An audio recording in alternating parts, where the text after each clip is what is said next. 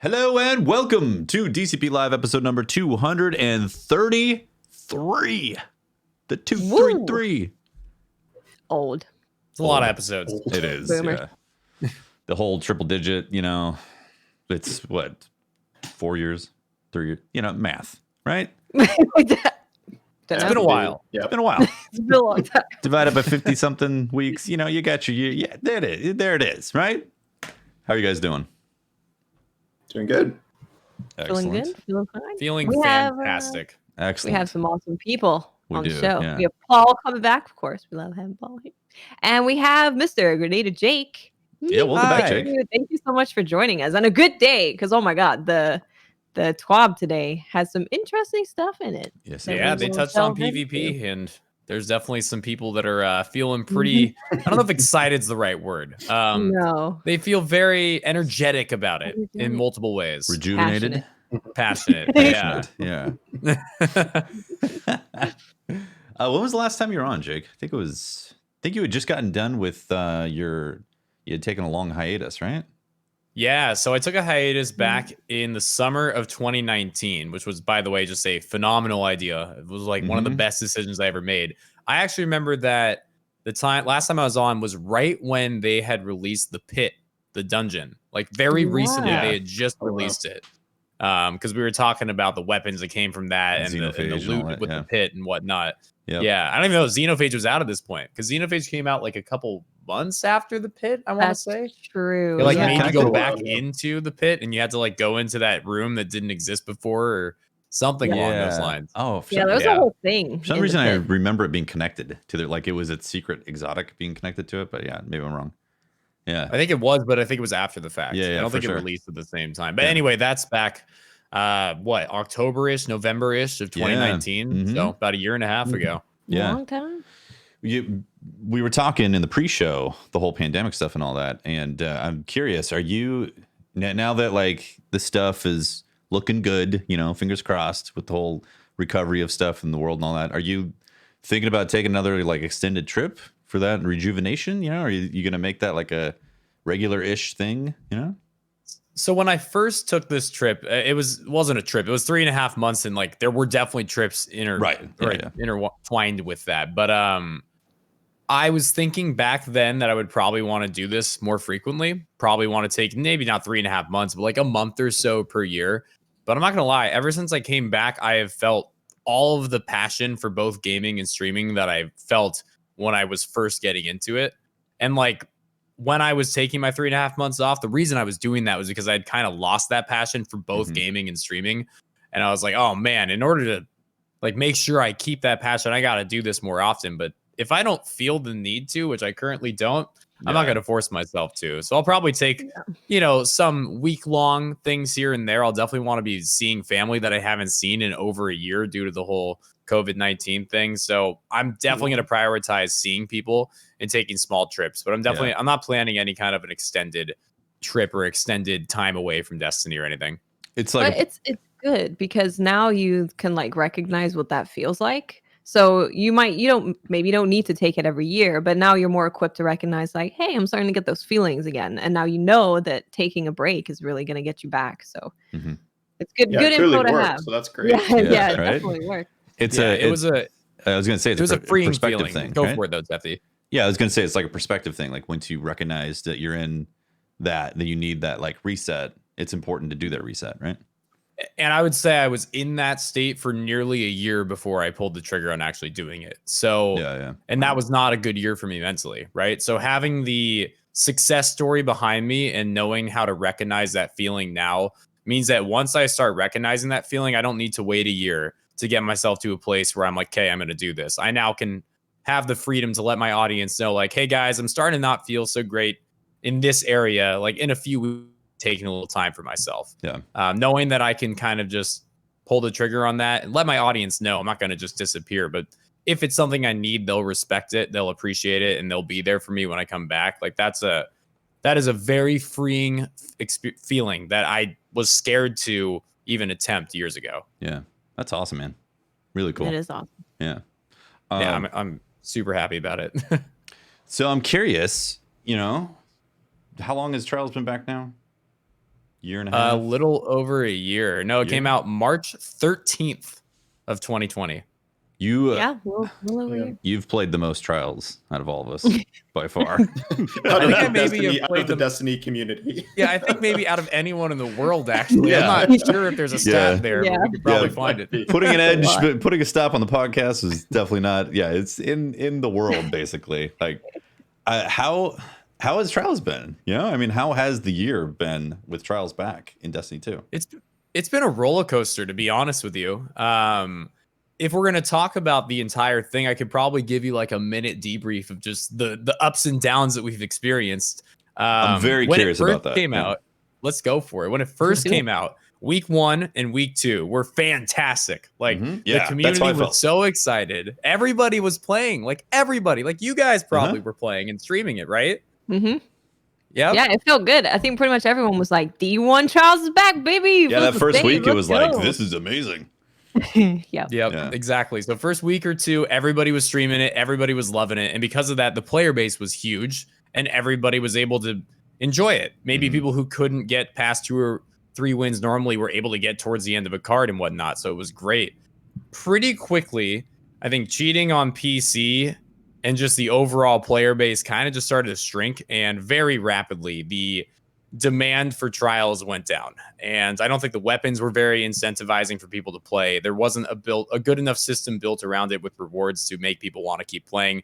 So honestly, after the first couple weeks, it was a little bit rough. I still just love elimination and love Trials and love the system of allowing one person to come in and like playing with them to try to get to 7 wins. So I still focus my streaming content around it. But that summer, with the extended season waiting for Beyond Light to come out, which was supposed to be September, got pushed back to November. That was rough. That was seriously rough. When Beyond Light came out, Trials got a little bit better, but still wasn't really enough incentive for loot. And now this season with new weapons and the adept weapons and whatnot, this season's actually been great. They've done a really good job making it so people are interested in playing, dropping good stuff at win 3 rewards, which allow people to just go in and complete the bounties to get the rewards. Having stuff built into the seasonal quests for completing Trials rounds. They've done a really good job of getting people to try Trials, and just by getting people to try it, the player base does better, the playlist feels better, and everybody involved in it just has a better time. Yeah, the week of the hand cannon, it showed that like the stats were the highest it's ever been. Yeah, it was the record just for that. Yeah, you could feel it. Like you could feel the big difference. Like we've had some weeks where getting to 3 wins feels great. Oh, it's awesome. This is awesome. And then as soon as you go to 4, you're like, okay, I could feel it dipping a little bit. But that was a week where it just kind of felt how it normally should feel if the loot is incentivizing and people are having fun and they feel like their time's being respected. So that's why I'm still like have a positive outlook on what Trials can be in the game, because clearly there's a lot of people that want to play and are interested in it. It just has to respect players' time. Yeah, for sure. Yeah. How has with speaking of Beyond Light, how did you feel about Stasis and how it affected like the dynamic? Yeah. So I think I have a unique standpoint in just that I take PvE and PvP pretty seriously. There's a lot of people that take PvE very seriously and kind of dip their toes into PvP. Then a lot of people take PvP really seriously and barely dip their toes into PvE. But I've always taken both really seriously. And because of that, I think I have a different outlook than a lot of people. For me, I know that Destiny is a wild game. You combine so many perks on weapons with so many armor pieces, with so many abilities within different classes. There's honestly millions of combinations of different perks and armor sets you can combine together to do all these wild things. So I'm not looking for a Halo type game with super simplistic just gun mechanics or any kind of game like that. I know that it's a space magic wild game. So when Stasis came out, a lot of PvP community people were freaking out, thinking that it's ruining PvP. There's no gunfights anymore. Like, what's Bungie doing? And I'll admit, it was definitely overpowered, and it definitely did affect the way that the game played. But at the same time, just knowing that it was going to get nerfed eventually, I knew that they couldn't leave this thing in this game this much more powerful than everything else. Something had to give. Yeah. So I sort of had the mindset of like, let's just ride it out. Everybody uses Stasis and Trials. It is what it is. Like, let's have fun while these abilities are this ridiculous. And like, they'll get tuned eventually. It was definitely overpowered and made Trials stasis only. And at times that was frustrating, but I knew it was limited time and I kind of just try to have fun with it. So do you think it's like solved now? Like, is this good enough for you in terms of how stasis feels now? I think there's still a little bit more work to be done. And I think some of that work could just be in helping other light subclasses get to a place where they feel similar to stasis and power. I think that could be one way of sort of getting us there. But I definitely do think there's still some work that could be done. I think that when people are slowed and they can't aim, even though they're aiming at someone's head, is very silly and doesn't need to be there. Super silly. It's so silly. I think that warlocks that can get their insta-freeze melees back every 20 seconds with gauntlets to give them 2 of them maybe is a little bit powerful when combined with 3 peeking, because they can sit on a wall with a sword out, and anytime anyone gets close, phew, freeze, and there's nothing you can do. I definitely think there's some work that can be done. Do it to your teammate too, right? As they come around, because they have 2 of them. It's great. Well, it just chains them automatically because they're a warlock. The aspect just makes it just trickles after them. Yeah. That's rough. Yeah, I think with the slowing stuff, I don't think it needs to take away accuracy, because it takes away your movement modes, right? Except for Icarus dash, which is clearly a bug. They're not supposed to dash when they're slowed. But it already makes you unable to jump. You can't dodge out of stuff. So you're already stuck there and you have to fight them no matter what. And I feel like that's enough. Yeah. And if you're slowed, you're in a position that you don't want to be in no matter what, because either you got hit by one of those ninja stars, is what I call them, from the hunter, where it's taking your health away too. So not only are you unable to move, but you're weak, or you've gotten hit by a dodge or something. If you've gotten hit by a dodge, that means that you have no mobility and there's somebody right next to you. So you don't need the inability to aim also. You're already, if slowed, in a horrible position. So I think that is something they should look at. And I think there's a couple other little things. So there's more work to be done, but it's definitely better than it was for the first few months after Beyond Light.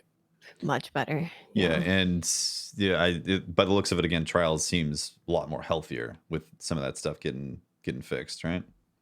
I would agree with that. Yeah. I think what's interesting about Trials is it's such a week-to-week thing in the current system. It's so based on the map a little bit, but I think much more so the loot that week. What is win 3? What is win 5? It helps a little bit, but win 3 is that big, like, air quotes, money maker, right? Yeah. Like, if win 3 is something that a lot of people want to see themselves getting, then the playlist thrives. And if win 3s, like, let's just say boots or something, you're going to have a bad week of Trials, pretty much regardless. With stasis buffs or nerfs, with any other kind of incentives in the game, it doesn't really matter. With the current system, it's all about that win 3. It's such a weird position to be in, though, to have the entire health of the mode hinge on like one drop for one slot in 1 week. Like, they got to find ways to make it more rewarding kind of across the board, like win 3 or not, or else they can't have Igneous Hammer like every single week just to get people doing it. So, yeah, I was going to say, how do you feel about the reward structure right now? Like, do you think it needs to be tuned in a way that is maybe closer towards, say, D1? Like, if you go in and just are not very good, but you like playing the playlist, should there be rewards for sucking? Definitely. Yeah. Definitely. I think that my overall just philosophy with Trials, and I think this makes sense in any kind of a matchmaking game, but the healthier the player population, the healthier the playlist. And a lot of people try to turn that around on me as like a skilled player and say, that's just because you want easy flawlesses. But then the 180 to that is it's quite literally for everybody a better experience with a healthy population. If you're somebody who normally gets 1 or 2 wins and can't get to 3, guess what? A healthy population, you're going to be able to get to 3 much easier. If you're somewhere who's around 5 wins and you really struggle to get to 7, you might have a really good chance of getting to 7 if the player population is healthy. So a player population that is healthy helps every single player that wants to try out Trials. And I think incentivizing loot better than they currently are is honestly the key to making that happen. Also, there's only so many times you get stomped before you're just going to quit. And if you have a lot of close games that you feel like, I could have gotten that, could have won that, there's more incentive for you to want to be like, let's see if we can actually clutch it next time. Yeah. That's why I kind of I like the idea that a lot of people have said, where there's, of course, Flawless is still there with Adept and all the glows and all the stuff that you get from going Flawless, which I think they've done a much better job of making Flawless worth it now, especially as you can farm rolls on the weapons, right? When it's a weapon in the flawless chest, you can just keep going flawless and get the roll you want. But I like the idea of people being able to just chip away at wins. Like they don't get a loss. They don't, because that's really demoralizing for people is they get to 4 and they're like, oh, I've been in here forever. I now can't get that win 3 reward. My next one is 5. I have to start all over again. So they're not going to go flawless, of course, because they're losing, but it would allow people to just sit in the playlist and just keep going instead of going right back to if I'm like 2 and 18, like just let me keep going until I get 3. Like, come on. I've earned it. And that idea that I've seen, I think Watts, what you're referring to is this idea of like a card that allows you to just keep getting wins, and it doesn't, like, you won't go flawless if you have 10 losses, for example, but like it's not going to stop you. I've been seeing that idea a lot the past couple months, and I love it. I love it because of what we're talking about with people who are, you know, struggling to get to win 3 or struggling to get to win 5, and it giving them the chance to do that. But I also love the idea in it making matchmaking easier for everybody involved in the process. If you have a bunch of people stuck at win 4 trying to get to win 5, you're going to have a lot of teams in that exact same position that therefore are going to match each other, and one of them has to win. So matchmaking is actually going to become a little bit softer if that idea were to ever actually come out. So I love that idea. Oh, what platform are you doing? Like what platforms are you typically maining? I've been doing mostly PC, but now that I forget the appropriate term for it, but it's recognized as DDoS protection. Now that DDoS protection's out in the game for Xbox, I am going to probably be about 50-50 again. Nice. Yeah, and crossplay eventually, so I can do PlayStation 2. Right? Yeah. Exactly. That I've been waiting for that for console, because I really would like to jump into console and just, you know, get back into playing some PvP again more regularly, with the thought that I'm not going to have my IP address out there, you know? But then you go onto PC and then you're dealing with, is that guy cheating? I don't know. It was kind of questionable. I don't want to call it out, but like, it just seems like you can't, you know, it's this weird like mental gymnastics right now with what platform. 100%. Yeah, absolutely. And you can't mention cheating without your entire chat room turning into a disaster from my experience. Anyone who beats you is a cheater, huh? No, he has 100% accuracy on headshots. He's just good. Standing there that has no idea what's going on, but it instantly shoots you no matter what. Better gaming chair. That's how it is. Better game. Yeah. Obviously. Yeah, it's fascinating. I'm really curious to see where Trials goes from here, because it's, you know, it's had such a rocky road. It's had, like you said, it's ups and downs. You know, it's been off for a whole year and had to be reworked, and then like that was good but not good at the same time. Like I really want to see it in a healthy place where a lot of players can engage with it, you know? Yeah, and I think that we've gotten a good idea of what that could look like with some of the weeks where we've had recently, like a win 3 hand cannon. I don't know the answer. I think it's a combination of reworking the loot, reworking the card system. I don't know the answer, but I do think that we have proven that the player base is interested in trying Trials. They're interested in getting the unique rewards that come from Trials. And if Bungie were to rework the card system and the loot system to allow people the opportunity to go in there and not feel like they're going to get destroyed no matter what, I think it could really, really thrive. And I think we're close. Yeah, absolutely. And we know that Bungie's, they're dedicated to this for the long haul, right? Because they've said, you know, we're bringing out new weapons frequently. You're going to get new armor every year. They've even talked about, you know, allowing a way for solo players to go into the playlist. We don't know what that looks like yet. I don't know if you have any opinions on how you would like that to be put in the game. Because that's a big thing, right? A lot of people are like, I don't want to go on LFG because I can't handle that social interaction stuff. It's hard for a lot of people. So being able to just load up solo and maybe chip away at getting some loot would absolutely help. Yeah, I remember they announced it, I think it was about a month ago, this idea of like allowing solos to get into Trials. And I read that and was both really excited and really terrified, because I just feel very strongly that they could do this really well or really poorly. And what I mean by that is, this is my opinion. Everyone has a different one, and like I've heard other people's perspectives from the other side here, but I don't think that we should divide the Trials playlist, and I'm terrified that allowing a solo queue playlist would kind of ruin Trials. And I'll go a little bit more into what I mean by that. So if we allow solo or duo players to play Trials and allow them to just queue into the Trials playlist that currently exists, I see nothing but positives. It allows the playlist as a whole to become more populated, which, like I talked about earlier, the more populated it is, the better it is for really everybody involved. So it allows it to get more populated. It allows people who don't have the time to go on LFG, who don't want to stress about, I have a 0.4 and no one's going to want to team with me, I'm just not going to try Trials. All those people that feel that way are going to have an opportunity to go to get those bounties done that they haven't been able to get because they don't have a team.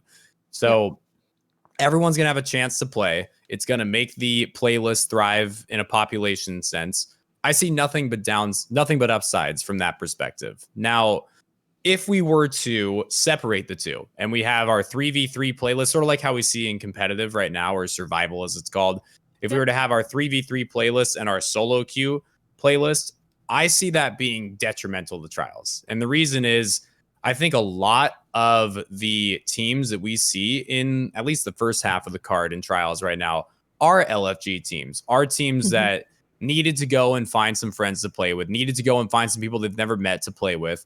And I think if we were to give them an option for a solo queue playlist, they wouldn't be doing that anymore. They would all go to the solo queue playlist, which in turn would make the 3v3 playlist just decrease in population. And I think it would snowball. I really do. I think it'd get to a point where that was considered the ultimate, you have to be a major sweat to play playlist, and nobody would be in there anymore besides the super stacked teams of three. Every other team is doing a recov. Exactly. Like every team you match in that playlist is stacked recovs or cheaters or something along those lines. And then the solo playlist is the only place where people feel safe. And that would scare me, because I think one of the coolest things about Trials is the teamwork involved, is the coordination, is the trying to teach people or help your teammates realize why a revive needs to be protected versus when it might make sense to push the other team before they can get a revive. Like, that atmosphere is what makes Trials really exciting to me. And if it were to become kind of like you have to play the solo playlist or else you're screwed, you lose the whole sense of that. And that scares the hell out of me. That creates the opposite problem too, is because if it becomes sweatier in threes, then you're going to have individual, like, really good players breaking off and just trying to carry entire teams in the solo playlist. And then that's going to screw up the difficulty there too. So, like, if the problem right now is player population, I don't see a reason to split it and then to make player population even worse, kind of on both sides. Like, that doesn't make sense. But I do agree with you that absolutely they should find a way to integrate solo players into the main playlist, but it'll really enhance player population problems if they do, like, full on freelance, I think. Like, I agree. Like with survival, before they introduced the freelance playlist for survival, or comp as it was before, I don't think there was a problem with that, right? Like, there wasn't an issue with people solo queuing and duo queuing, right? No, not really. I mean, I'm probably not the perfect person to ask. I never really got super involved in the comp scene. It drove me crazy. I hated it so much. But I do not remember there ever being an issue. And even after they added it, I don't remember there being an issue. I think comp's just a weird place. Comp was like a stand-in for Trials in the first place. And when Trials came back, it's like, well, what is this for now? Like, It's the playlist was just funky. Okay. Yeah, I completely agree. And because with Trials, we've seen the population really changes how the mode feels. It changes how people feel about playing the mode. If there's not a lot of people in there, then the casual players who want to just get some loot are going to go in there and be like, nope.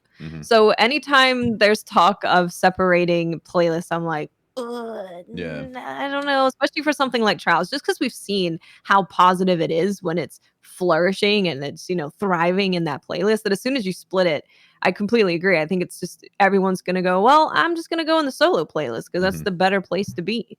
It depends. I mean, it worked for Iron Banner, clearly, I think. Like, I think that was a good addition to Iron Banner, because the problem there was so much more pronounced, I think, with 6 stacks just rolling everyone with the way that mode is structured. So Freelance, I think, works well there, but it would translate to Trials, which is a way different situation.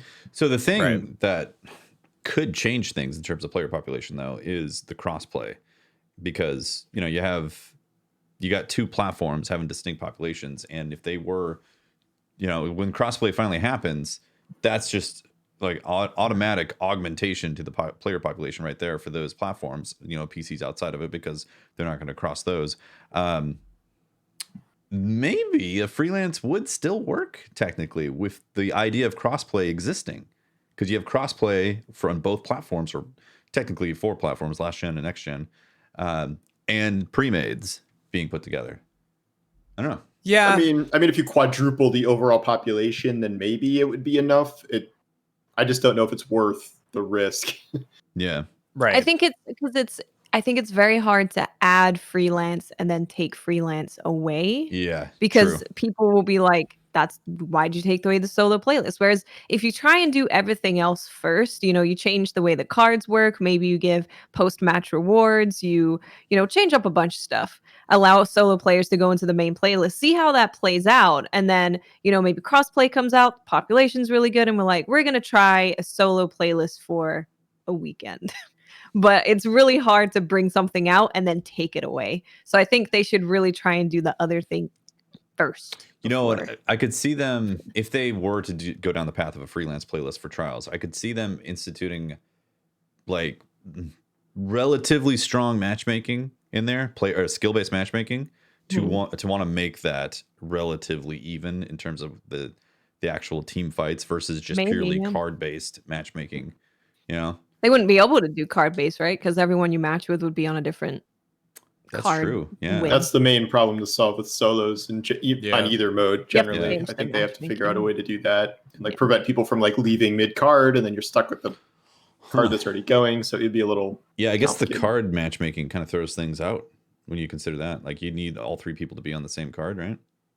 Well, not that card matchmaking is so great right now, but card-based matchmaking can definitely use a rework. I mean, I could see card-based matchmaking working in solos just because of the same way that it works in 3s right now. It's you get 3 people with 4 wins, they're going to match against people around 4 wins. In solos, I could see it just generating 6 people around the same win and tossing them into a match. I think it could probably work. Yeah. I don't want it to work. I don't want them to have a solo playlist at all. And I definitely don't want to see skill-based matchmaking involved, because to me, skill-based matchmaking in an end game activity just doesn't really make sense. Similar to how you get an adept weapon out of completing a Grandmaster. It wouldn't really make sense if you went and did that basic mode of the strike and got adept weapons. Sort of similar with Trials, right? If you're a 0.4 KD player, hey, you've got room to improve, and I absolutely recommend you keep trying and practicing, but it'd be sort of silly if you matched a bunch of people at that exact skill range, and one of you is going to get the same adept that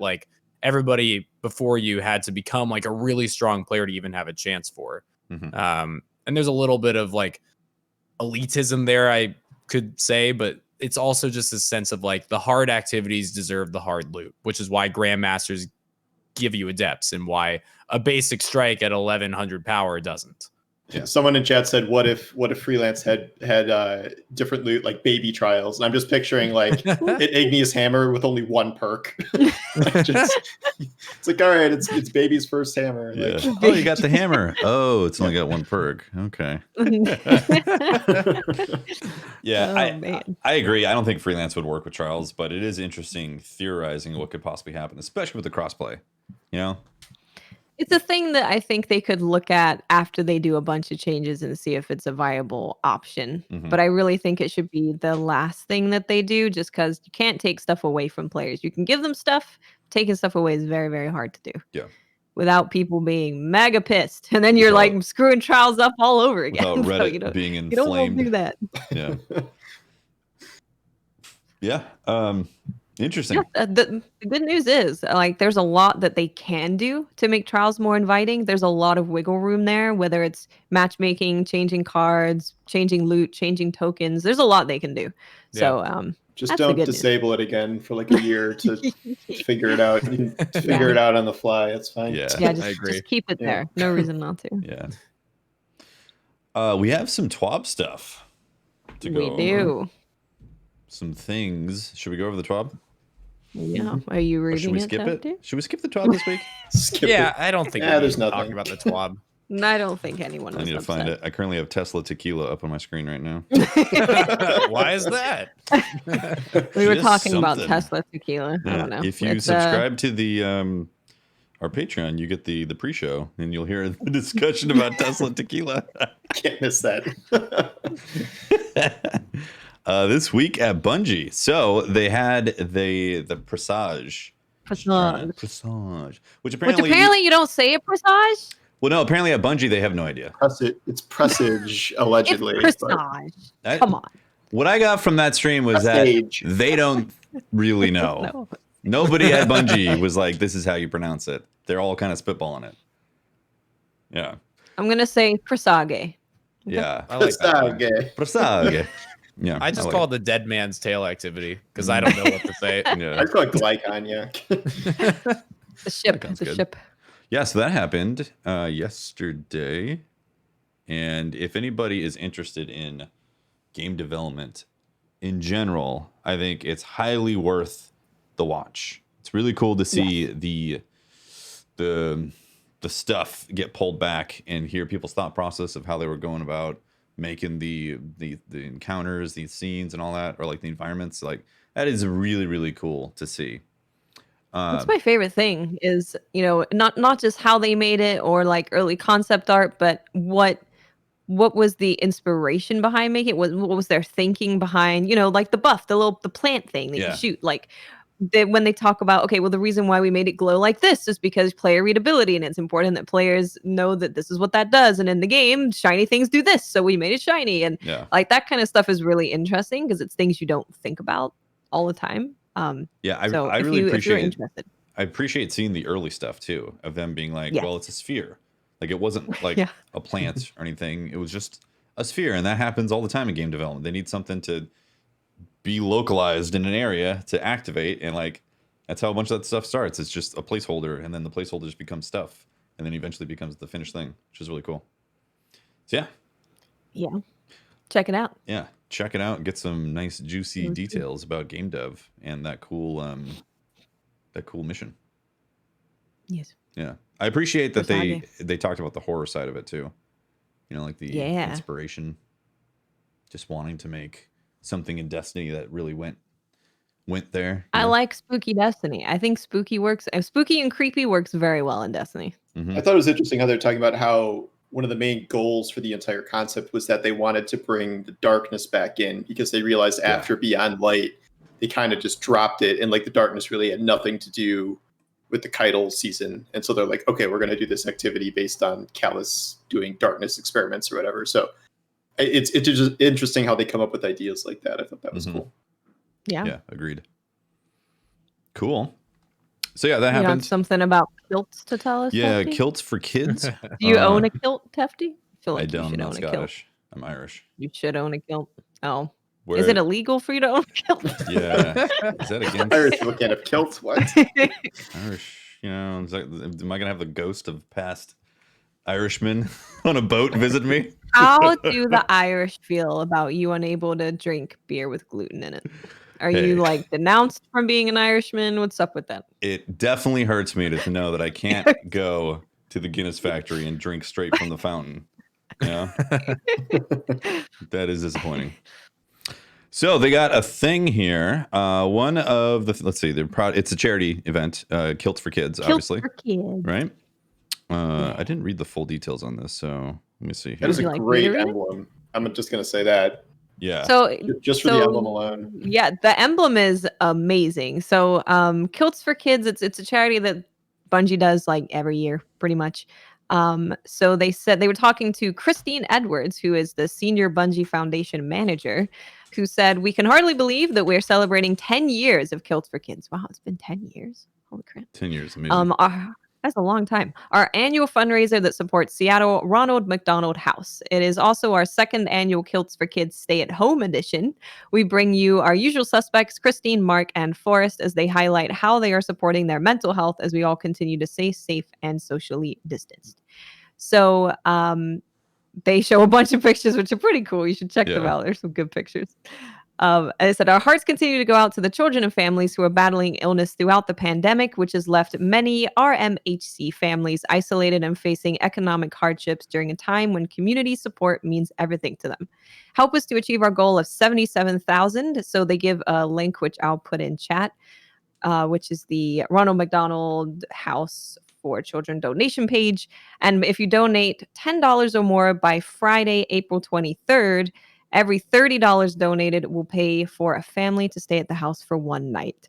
So there is an emblem. It's like this is I think the best one that they've done for this charity, because it's like a kilt design, right? That you would find on a kilt. So it makes sense. It's great. So there's a couple things that you can do to donate really cool. That you're going to get different things for. So if you do $50, you receive this year's unique Destiny 2 emblem. Apparently the emblem is still in development, so its name is to be determined, but the unique codes will be sent to all $50 plus donors on or before May 20th. So you won't get it immediately, but you will get it, not too far out. $100, the prize above, plus you receive a postcard digitally signed by our Kilts for Kids team and mailed to you. $250, all prizes above, plus a digital copy of a new and unique piece of artwork made by Bungie's Mark Fleeg himself. $1,000, all prizes above, plus a 1-hour Destiny 2 gameplay session with Bungie employees and fellow Kilts for Kids donors.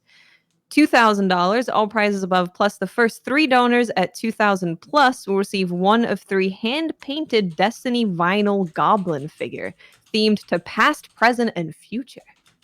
Very cool. Isn't that cool? I kind of want that. I kind of need that. But it says that so these 3 vinyl figures will be hand painted by Bungie employees and shipped to you. So that's super cool. There's only going to be 3. So and you'll either receive the past, present, or the future goblin.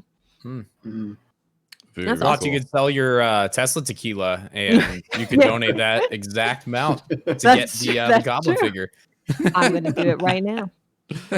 Oh my god! I want that goblin. That's really cool. I like that a lot. Yeah, cool stuff.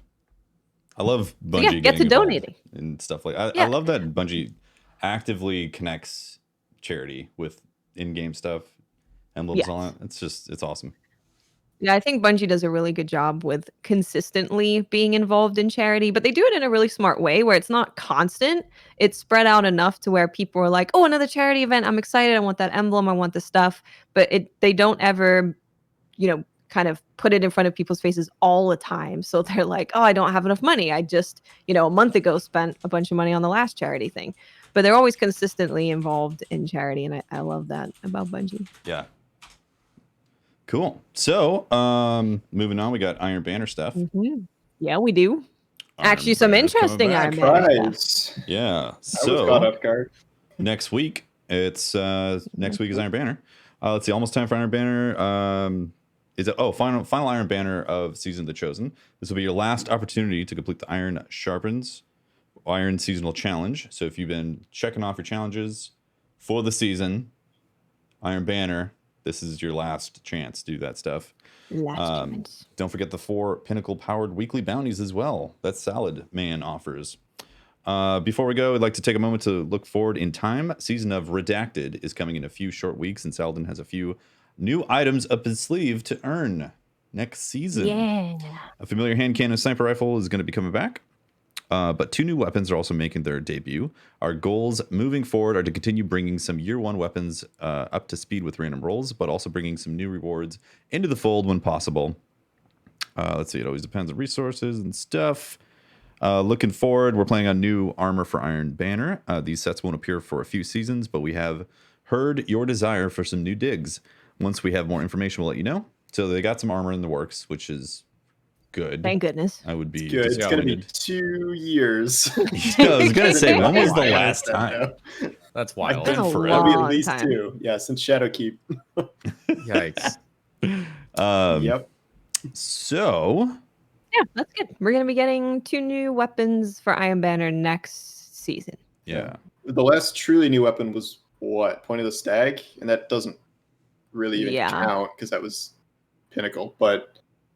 yeah, so that's good. They definitely need more weapons. So what about Steady Hands? Like, was that in the game before, or was that really recent?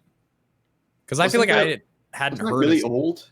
I don't know. I feel like I hadn't heard of it until Beyond Light, and now it's like my favorite 120. We should know that, but I don't know that. Chat, I feel like chat, it's tell us. old, right? I feel like It- it's probably. I thought it was reprised. I thought both of Or them. like might be. it was it a D1 hand cannon that was It brought could have been forward? I D1. thought That it might was- have been it. I thought it was a vanilla D2. Okay. We all think something different. We all said something totally different. Yeah. Chat's not answering the question either. You know, you're Chat. just trying Chat Tell us doesn't about It was Steady in- Hand. year one. Year one D2. D2. Yo, am I right? Oh, Am Hefty I wins. right? It was Hefty's year the lore one D2. expert. I am the lore. I am the Hefty's How many year one? the lore I'm the expert. premier Iron lore Banner weapons were there? aficionado Jeez, on this there's so podcast. many. All right. Yeah, I recognize like Steady Hand. I'm pretty sure that's a vanilla. You know, there was such a limited pool of weapons in vanilla D2 that like they're kind of ingrained in my brain. Anyways, moving Good on. point. Let's see. Without further ado, weapons feature lead Chris Proctor is here once again to lay out some goals with these upcoming changes. So, weapon archetypes. Here we go. Aggressive 120 RPM hand cannons are very dominant in PvP. We've received enough feedback that they want to rein them in a bit without completely taking them away. These weapons will now have damage and aim assist fall off distance reduced from between 2 and 4 meters based on the range stat. So pulling it back in a bit. Yeah. Which makes sense. They're currently best at everything.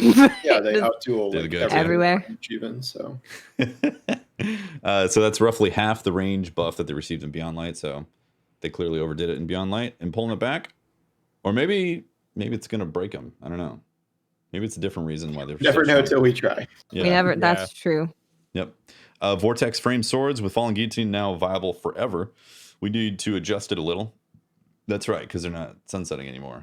No sunsetting. So- I said, like, yeah, don't start complaining when the nerfs happen because there's no sunsetting. Yeah. So there's going to be a lot more nerfs. Guillotine's How many here times forever. have they nerfed Falling? I think it's like the third been a Falling lot. Guillotine nerf. Yeah, it's been a lot of nerfs.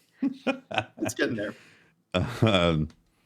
Let's see. As its damage output is flat out higher than all other legendary swords.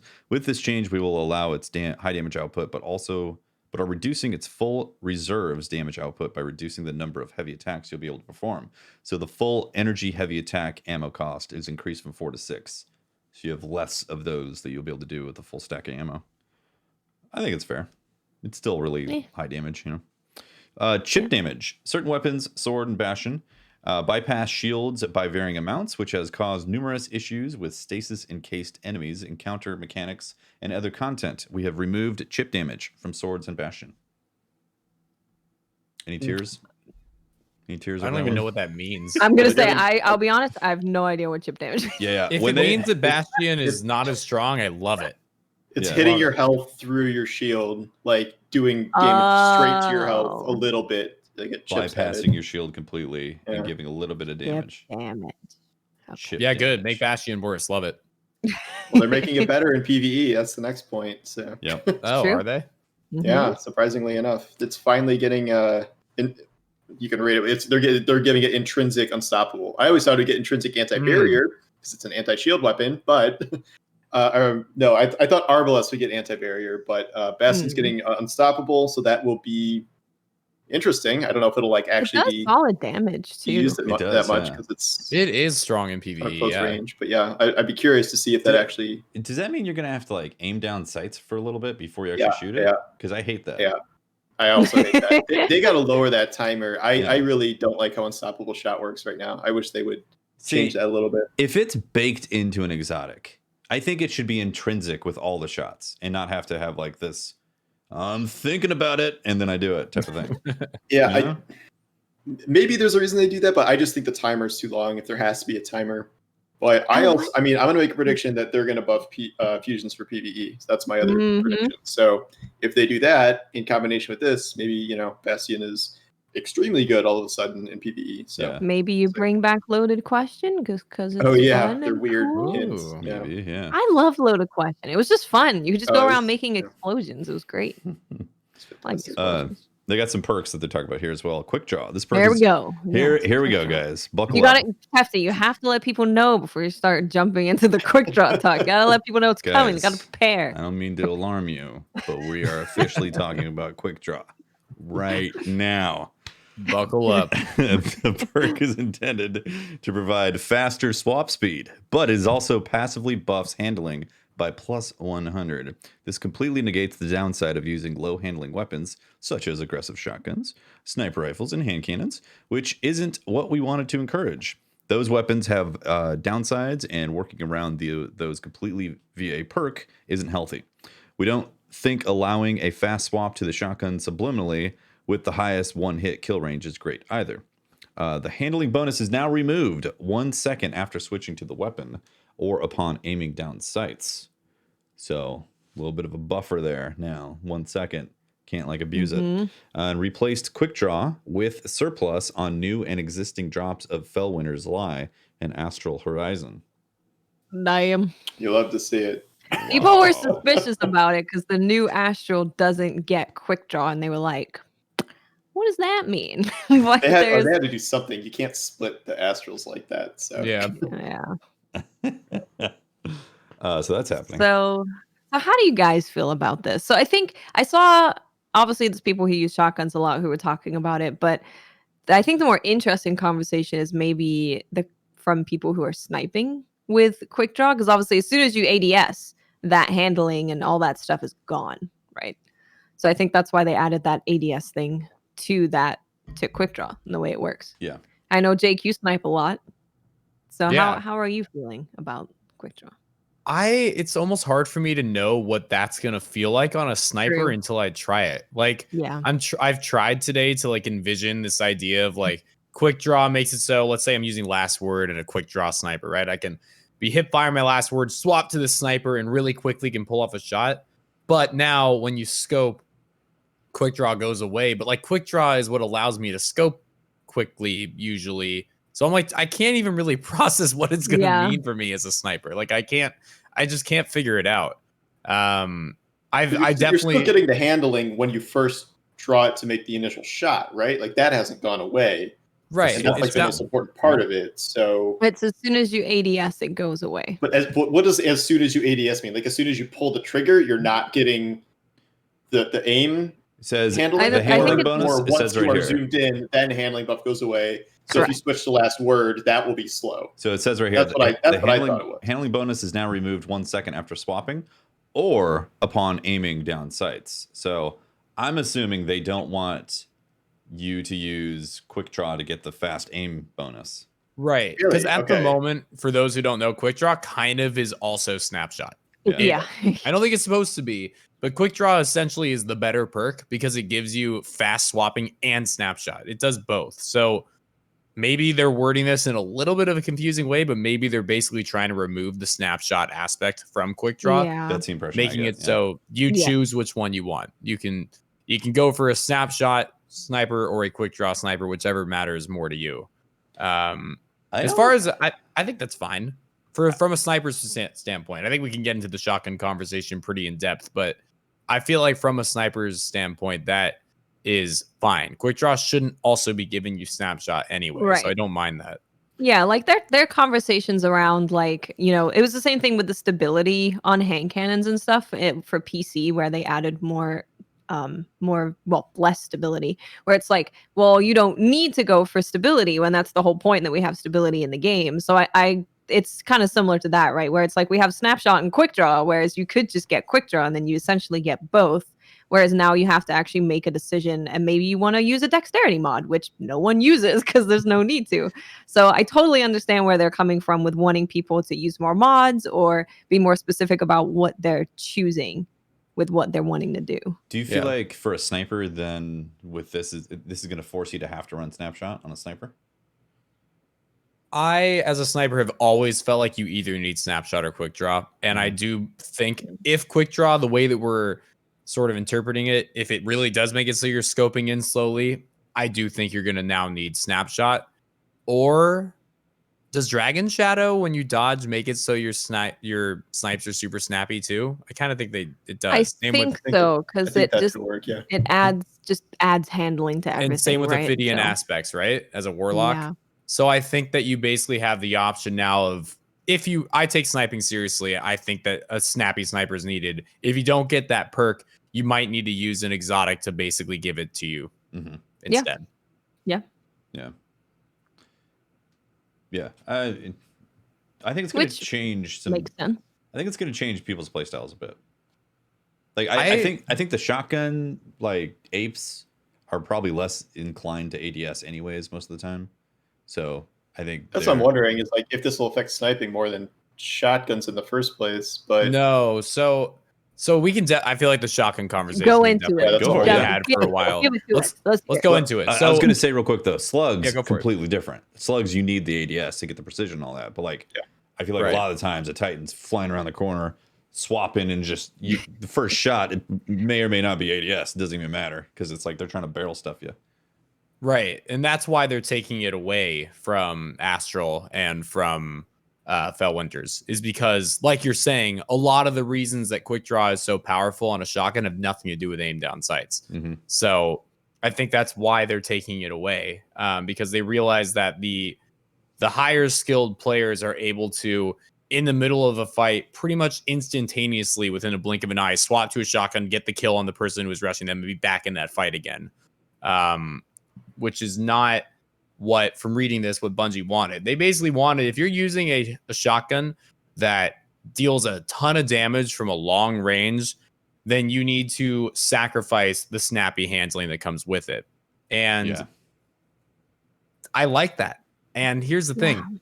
PvP players hate it. I'm a PvP player, and people probably think that people probably have this image of me of I'm Wormhusk last word sniper. I think I've used shotgun more the past 3 months than I've used snipers. Like I definitely shotgun a lot, and I'm very aggressive with backrists and stuff. Like I love my quick drop Fellwinters, but I think it's too powerful. I really think that the idea of a shotgun that hits you from this far away for that much damage, that is that snappy, is overkill. And before like all of the PvP sweats say, how dare you, Jake, you betrayed us, like I always knew you were a dad, like whatever weird comments they'll come up with to try to flame me, there's still, and I just alluded to it with the sniper stuff, there's still options for you. Like dexterity mods are definitely an option, but maybe all you hunter stompy crazy psychopath shotgunners that have been in the game for 2 years, maybe it's time to realize that having over the top mobility, over the top range, and over the top dexterity on your shotgun is too much. Maybe you can only have 2 or 3. Do you want to have stompies but a little bit of a slow swap? Do you want to take away stompies? Use Dragon Shadow. Have the exact same snappiness you had on your Fellwinters pre-nerf of quick draw, removal of quick draw. Your choice. You have to make the choice. And it's tough because of what we were talking about earlier. Taking things away from players sucks, right? When you get used to something, it really sucks when it gets taken away from you. But in this situation, we have had these quick draw Mindbenders and Fellwinters Lie shotguns combined with these stompy hunters for this long. Of course, the day they get the news, it's going to make them sad and make them frustrated. But I think for the longevity of the game, for the health of the overall balancing in the sandbox, for the possibility of other shotguns making an appearance, I think this is absolutely necessary. I think this needed to happen. I think it's ripping the Band-Aid off, and people are pissed because it's day one. But I think that this is going to be a really good thing for seeing different builds, seeing different weapons, and just seeing different gameplay in the top tier Crucible playlists. Yeah. See, I completely agree, which I know also makes people sad, or upset, or angry. But I like the idea of, if you want that really long range one-hit kill range, then you have to have a downside to that. And currently there is no downside. But if you want to have something that is close quarters and you can still be snappy and quick and switch to it quickly, you can do that, but you can't have the range that you had before. And I think that that is an interesting decision based on how you like to play the game, to have to say, I want that super long one-hit kill range, and maybe I have to think a little bit more and plan a little bit further ahead of when I'm going to pull out my shotgun. Or I have to, like I said, put on Dragon Shadow, put on dexterity mods, all of that stuff. If you want to do that, there are now builds that you can do that.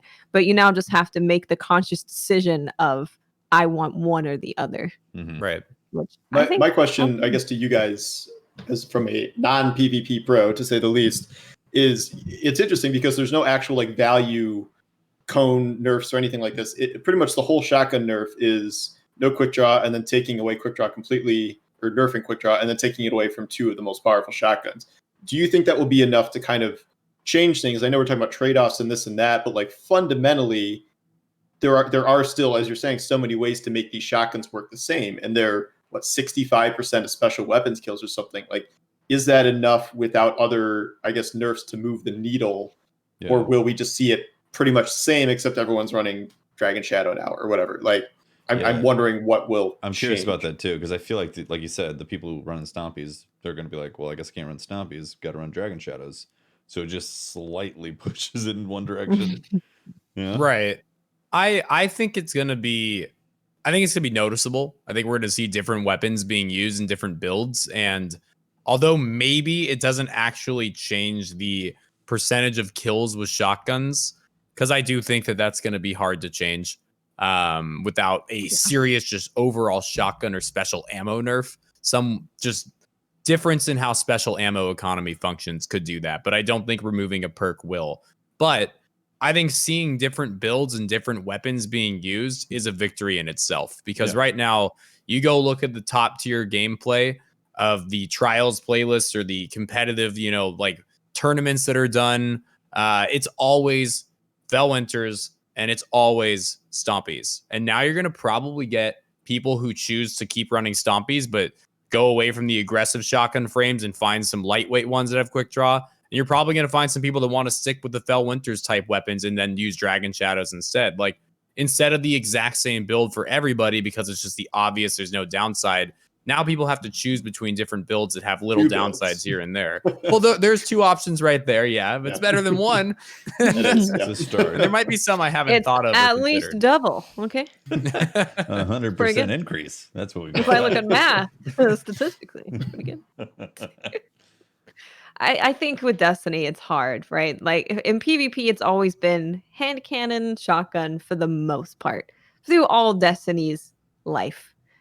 So I think shotgun and hand cannon will continue to be like a strong thing to use. Getting more build diversity and more having to think about your choices of what you use and why you use it, I think is a good thing, though. Yeah. Should we talk about the next perk? Go for it. What's the next part? Frenzy. Oh God! Right, that was quick draw. Now on to Frenzy. This perk has extremely high uptime in PvE, so to the point where it's clearly a better choice than most other damage perks. We like the high uptime and want to preserve that, but want to award less damage than harder to activate damage perks. So they reduced bonus damage from plus 20% to 15%. So gave it a 25% decrease. Yeah, I love my triple frenzy build. I don't like this, but whatever. I feel like it makes some I get sense, it, whatever. considering that you just have to be in combat. Like again, it's the choices, right? It's like you can have more damage, but you have to do more to proc it, or you can have it up all the time and have a little bit of extra damage.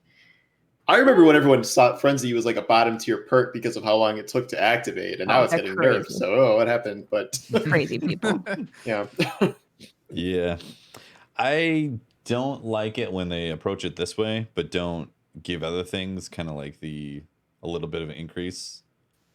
I know that's power creep technically, but like. So I think it's worth noting that they did say that they are going to be talking about the buffs next time. Oh, that's right. Yeah, I forgot about that. So I don't like it when they do this either, because I like to see things in one patch of like, how is this being balanced? Yeah. It's like, okay, so you nerfed that, you buffed that, okay, I get it. So I feel like that as well, but knowing that the buff patch notes are coming, I'm hoping that I can then just look at those and kind of. If they're gonna take away my olives on the pizza, they better put some pineapple. All right. Pineapple's better. Love that. Exactly. Next perk, Reservoir Burst. Now increases magazine size in addition to its other effects. Reduced full battery bonus damage from 33% to 25%. Upcoming content requires revisiting the power level of a damage perk that can be activated simply by having a full magazine. Wink, wink, nudge, nudge, say no more. I'm a little confused by that. It's a VOG weapon. They're gonna put probably it on the fusion from Loaded Question, that perk, or they're gonna put it on something wacky like a sniper or something. Put it on everything. That's my guess. It's gonna be a VOG weapon. Probably. I don't know why they would announce that here, but well, there's a wink, wink, nudge, nudge. So it's a you're wink, right. wink, nudge, nudge. yeah, I was confused too, and then a billion people threw theories at me, and that's what I came up with. So Yeah, that's a good theory. I like it. Yeah. Then we talked about Bastion already, but they also have the Lament. This weapon is clearly a outlier for sword damage. So for the health of heavy weapon diversity, we're pulling it back a bit. Reduce damage of revved heavy attack by approximately 16%. Note that the Lament retains standard anti-barrier despite removing chip damage, which is good. I would be really bummed out if they took that out. I mean, that's fair. The thing's still ridiculous, right? Still strong. I mean, they already nerfed it once. Yeah. And that barely did anything. So I don't know. Do you like it better when they gradually nerf things? So if they know something is like 50% overpowered, do you like it better if they're like 15, 15, 20? Yes. Because otherwise you can just murder something outright, which we have seen too many times to count. And that I don't think that's ever fun. Like something going from ultra top tier to dust in your vault like instantly. Like I don't like seeing that. Yeah, that's fair. Cool.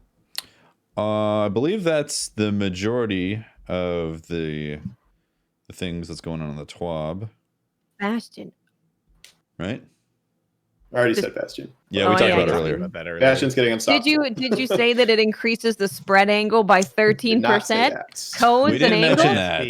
Cones. Come on, man. We wanted to leave that for firing range because we'll spend 30 minutes on it. So yeah, the increased spread angle by 13%. Yes, my calculations. Yeah, I'm looking forward to the buffs. Yeah, same. Yeah, that's when I'd like to even revisit what they said here and go, okay, well, you see, Frenzy got nerfed and we learned about that, but this is getting buffed, so they said linear fusions. They said that outright already that they're getting buffed, so that's exciting. Yep.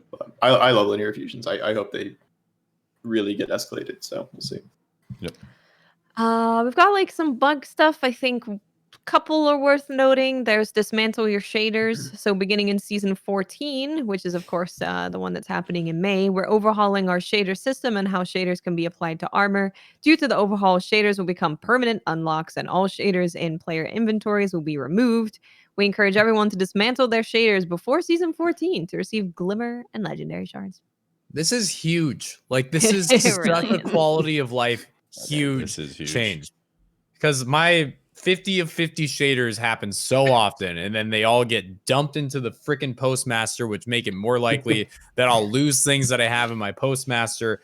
And then I have to try to delete just massive stacks of them, and you've got this whole like Cryptarch only does them by 5, and otherwise you have 4. You got to go through it 4 times, and it's just horrible. And then you got to go back into your inventory and go find these shaders that are in these weird places in order to like reacquire it for the weapon you want to try it on, and like.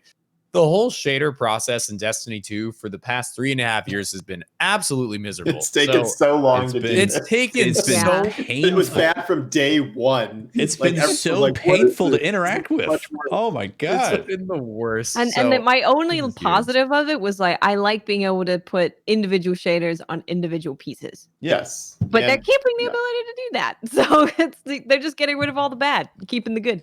Right, it's no longer a thing you gotta like reacquire and delete and pick up again from a strike and delete it. Now just you get it once it's there. Yeah, you can use it whenever you want.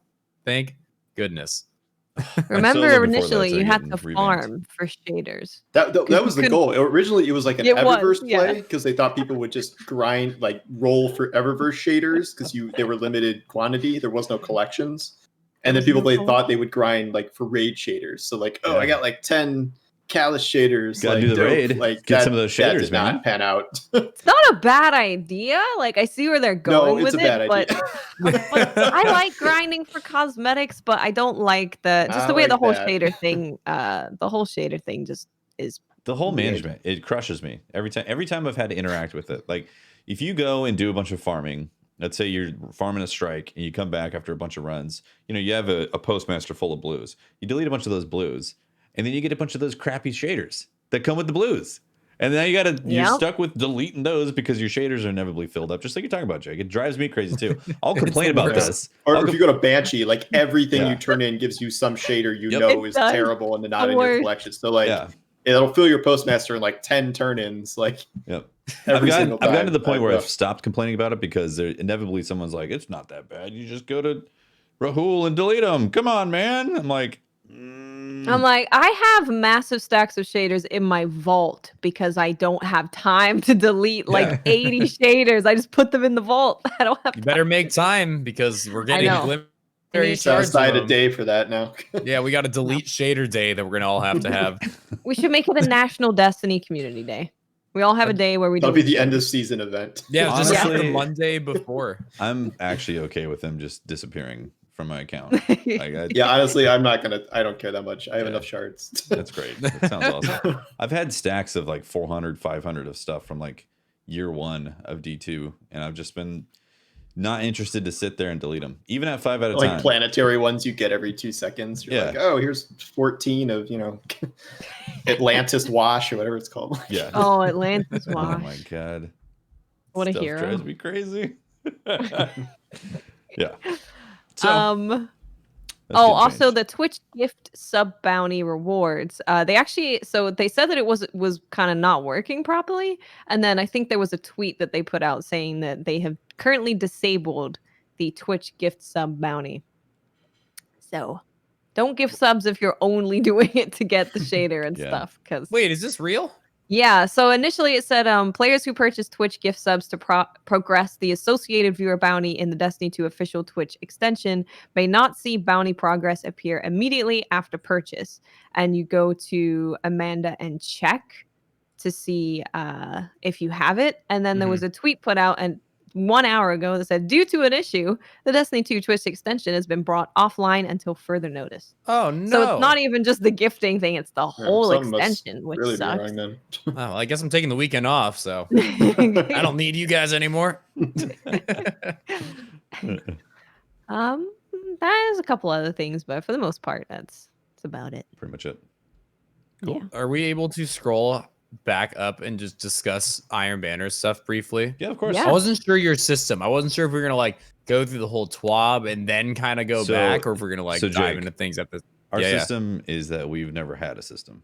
So perfect. System is whatever. You can just say what you want to do, and we'll probably. Wait, what do we miss with Iron Banner? Yeah. Well, we didn't necessarily miss it. I just wanted to talk about it for a second. Yeah, because I'm curious what you guys think. I don't have an answer, but I think that Iron Banner is a problem in Destiny right now. And the reason is in Destiny 1, it came out about once every 3 months, and it was an event. It brought with it new weapons. It brought with it armor. It brought with it things that people wanted to grind for.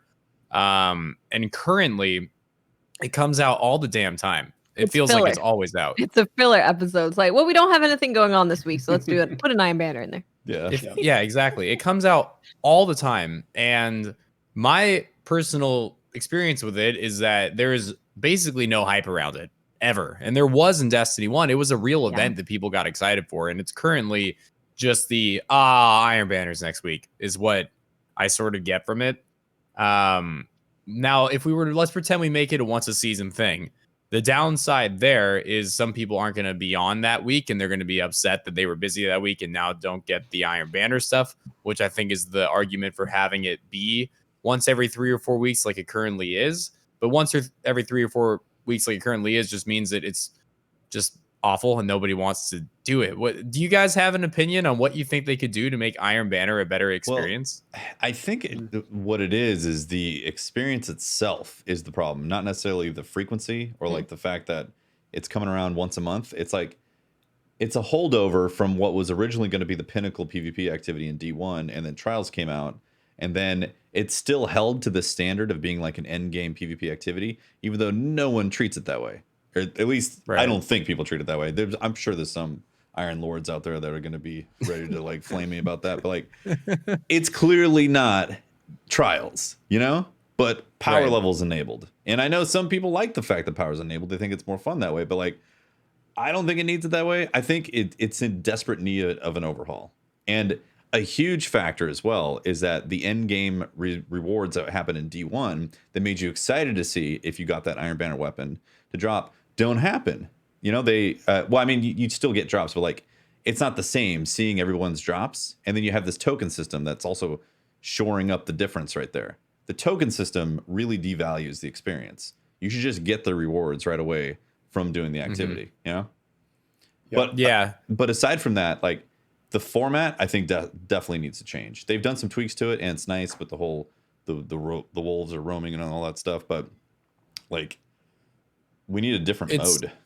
It's interesting. I like Iron Banner in the sense that it is the opportunity for solo players to get PvP pinnacles, but with them announcing that solo players will somehow be able to get integrated with Trials now, it's I don't know. There's so many weird connecting pieces between Iron Banner and Trials with what they could do, and they interact so oddly together. And to even further that, like when Iron Banner is out, Trials is terrible. And the reason is you've got only so many people who are going to do Pinnacle PvP. And when Trials and Iron Banner are both out together, that playlist, that player base is now split. And as we talked about earlier, the smaller a player base, the worse it is. The greater a player base, the better it is. So the frequency at which Iron Banner comes out really devalues Trials on those weekends, which I think also Trials is probably devaluing Iron Banner a little bit because some of the people who might be playing Iron Banner are playing Trials instead. Like, again, I don't know how it would look, but I'm curious as to, like, you know, would it make sense if Iron Banner came out twice a season and maybe the weeks that it was out, Trials wasn't? And like, I love Trials. So if I'm saying Trials maybe shouldn't be out for a week, there's got to be some good reason for it. But I just feel like Bungie needs to look at the interaction between Iron Banner and Trials, as well as how to restore the hype that once surrounded Iron Banner. Because it just feels weird. I have thoughts. Someone said I've written 34 articles in my head while you've been talking, which is true. And I totally agree with you and your main point that Iron Banner is in a really weird place right now. I would also disagree that I don't think the frequency is the problem. Okay. Maybe I'm talking to the wrong crowd here, but I have said before that I believe that Bungie should almost be putting more focus on Iron Banner right now than they are on Trials.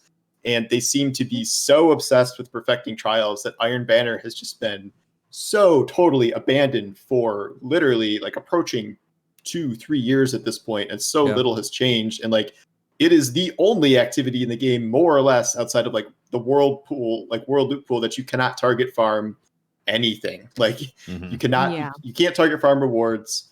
I think most of the problems would be solved if there was, more than a new armor set every 2 years. Like, it has taken an absurdly long time to get new armor there. I think the weapons don't need to be like adept trial tier weapons, but I think this kind of band-aid solution of only having these iron trade-off perks is not really making that loot terribly exciting. There are no hyper crazy god rolls other than maybe the steady hands that everyone has, that everyone is patrolling Iron Banner for. Not that you can even target farm anything because that system doesn't exist. The entire token thing is obviously going to go away because you're getting rid of tokens entirely, and I am hoping that comes with some sort of broader structural change. I know people want an Iron Lord's title or something adjacent to that. And my whole thing with Iron Banner is like, it is kind of a middle ground between normal PvP and Trials, and it's a way for like good but not truly amazing PvP people to get in there, get pinnacle stuff, and feel like they're doing an endgame PvP activity in a way that they just don't feel like they can participate with Trials. And well, I think Trials definitely needs work and attention and focus. It has come clearly at the cost of, I would say, all other PvP, but especially Iron Banner. And Bungie is just so laser focused on Trials that, you know, when looking at the population, like a ton of people still play Iron Banner despite how bad it is. So like, imagine if they put more resources into it. So like, it's good to see 4 new weapons coming to Iron Banner in a season. Like, that is genuinely surprising because we haven't seen that in, so long. But I would, if I was Bungie, I would double down on Iron Banner. And if I was investing in PvP, I would make that kind of one of the, they're saying they're doing these Trials changes in season 15 and then it's Iron Banner. I would do it the other way around, honestly. And I would get a Trials refresh in there sooner, or an Iron Banner refresh in there sooner rather than later, because it it's just been so long, and it doesn't need to be this way. And those armor sets were some of the best in Destiny 1 history. Like they were the most coveted armor sets, and especially with transmog coming, like it's the perfect time to debut a new Iron Banner set that everyone wants. So I don't think it should be cast aside the way it has. And like, I don't like, maybe if you make all these other changes, then you can also maybe decrease the frequency a little bit to make it more of an event. But I think those changes have to come first. And like, there's so much work that has to be done, and they're barely starting it. And I think it just needs more focus. Mm-hmm. I don't know what I would do though. Sorry, that was a lot. No, I was saying I don't really know what I would do specifically besides, I would love new stuff. Like the Iron Banner thematics of armor have been really cool. So I'd love to have more armor and more weapons. But besides that, I don't really know what the answer is. Well, the thing that made Iron Banner and D1 pop off more often than not was the loot. There was things that people wanted and they chased, and they wanted the rolls on there. Like Fell Winners. Fell Winners is one of the greatest examples. It was like, you got to get in there and you got to farm your Fell Winners because you need the shot spread or whatever it was called. Like, and then they brought Fell Winners back, and it had nothing to do with Iron Banner. Had nothing to do with Iron Banner. It was you go do this quest, and if you didn't do the quest, sorry. It's like, it's silly. So looking at D1, like a huge part of that was definitely the loot and the loot system as well. It was just more interesting to see the loot drop in D1 than it is right now in D2. And just like you said, there's no target farming. So you feel like when you go in and play Iron Banner, you're getting like this different PvP experience that you may or may not like better than regular Crucible. And you have no real targeted control of what you want to get out of it. So you kind of just end up getting like, well, here's some stuff that you weren't really interested in. These weapons are kind of meh, but keep using your mind benders, So like, I feel like that's the loop. They're like the loop right now. I think what they need is a serious change up of the formula. Like bring back Rift or some version of Rift or something that's different, a new 6v6 game mode. And I don't think it should be targeted towards endgame, like pinnacle activity PvP. I think Trials should stay with that. Trials feels like the tournament, the endgame tournament. Iron Banner feels like a special event for PvP. Yeah, I agree. I wonder if they could do a season that's focused on Iron Banner, not focused on PvP, because obviously people would be very angry about that. But like we met Aphrodite, right? We met her, and she came there, and she was like, she's been on this whole journey, and she was trying to keep peace between different people, and her whole story is something that she came and then she just peaced out. So it makes me wonder if you could do like an Iron Banner season, or you could say an Iron Lord season, and we learn more about Aphrodite and where she's been, and she comes back, and maybe that comes with new armor and new weapons and a shakeup of Iron Banner. Because maybe if it's shaped like that, of course you need to do PvE stuff and to follow Aphrodite's story and stuff, but maybe that would be a way to have a little bit more focus on Iron Banner. Maybe there could be new Crucible maps in it. That would be pretty cool. New Crucible maps. Do those exist? Crucible maps. Is that allowed? Yeah, I think that's crazy at this point. That might be illegal. Just think about when Aphrodite was in the Iron Temple and the loot back then. Yeah. There was interesting loot to chase after during those Iron Banner days. Wasn't there also like the bounties gave you a specific drop? Like you complete this bounty, it will give you a clever dragon. You complete this bounty, it will give you a helmet. Like, because we already have bounties that just give you random stuff. So that's kind of a nice change they could do. Umbral engrams. We have a system. Yeah. We do have a system. Get the iron umbral engram. Yeah, there you go. Focus it with tiers or that something. would be just like even a choice between armor and weapons would be like a 50% reduction in what you didn't want, but we don't have that either. So I still think Destiny is at its strongest when you get the loot after the activity immediately. Well, end of match drops are also terrible because they're so rare. So that's another thing that needs buffing. I agree with you, Tefty. I loved looking at the end of game screen and seeing someone get Gallahorn. You're like, oh my god, that guy just got Gallahorn. I can't believe it. Unbelievable. Well, just think about it. Like if you didn't get your raid drops until you went to the tower to turn in your your raid card. You know, yeah. I punch my raid card, give me my loot, and it'd be like, that's boring. You know? We like loot explosions. I think something that I've seen in every looter, like people like to see the loot happen right away, and they want to see it in a way that is exciting. So that's a loot explosion of things falling on the floor. As long as that loot is not blue, that's fine. Yes. Well, true. That's a good point. Yes. Yeah, it needs an overhaul. I agree. I don't know what though. I'm glad we all agree though. Oh, for sure. Yeah. Good. Yeah. Iron Banner was, I remember when it first came out and there was that hunter cape, and it was the first super long hunter cape in Iron Banner in D1, and everyone wanted it. Everyone was excited. Yeah. I'd like to recapture that somehow. I hope they can. I missed the first ornament set with like back in vanilla, and like there's no way to get it again. And I don't know why they don't just bring that as armor, like in the interim. Do it.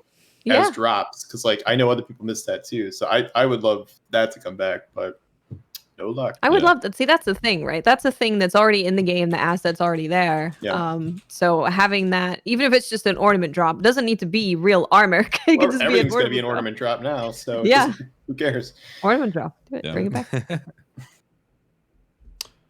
Should we do Twitter questions? Twitter questions? Yes. See where that was going. Yeah. Twitter questions? I need to look up the DCP Twitter account real quick. I was on there. Hold on. Let's see. Should I be scared? You guys are giving me the impression I should be really scared right now. Well, so Briar normally goes pretty through. Strange. Briar goes through the Twitter questions and like puts them in a Word document. Filters them. Oh, filtering is a strong word. Briar does. Not curated anything here at the moment. Ooh, live curation. Yeah, all pretty much. That's hit or miss. Let's see. For Jake, from Forcado, for Jake says, "What's your favorite recipe that involves carrots?"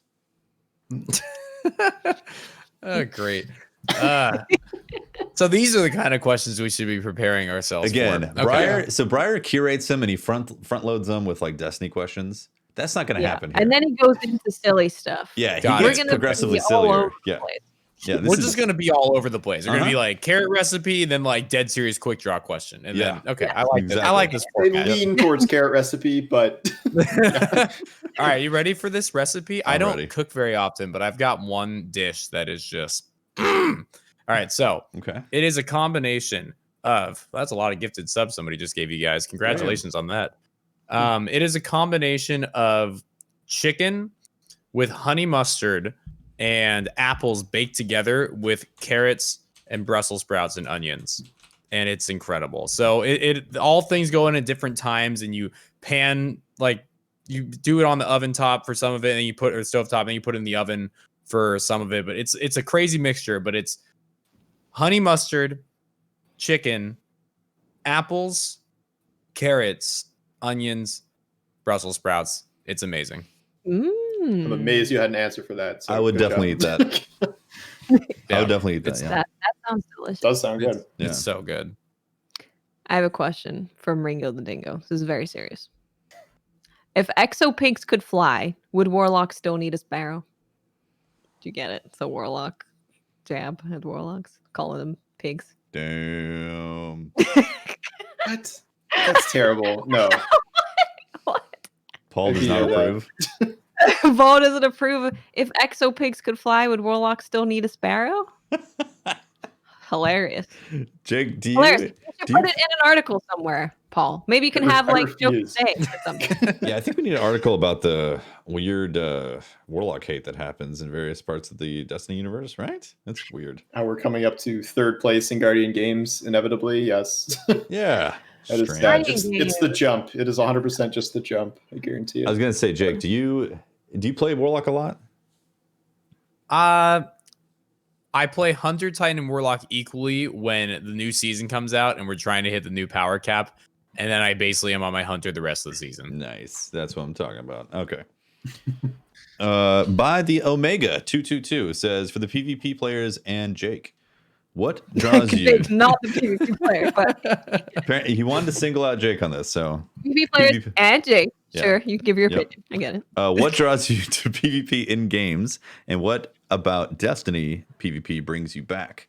Also, any tips on how to practice and improve that you can share? Any secrets to being good? sauce. G-U-D. You want me to take this one first? Yes. I'm ready. All right. What draws me to PvP games?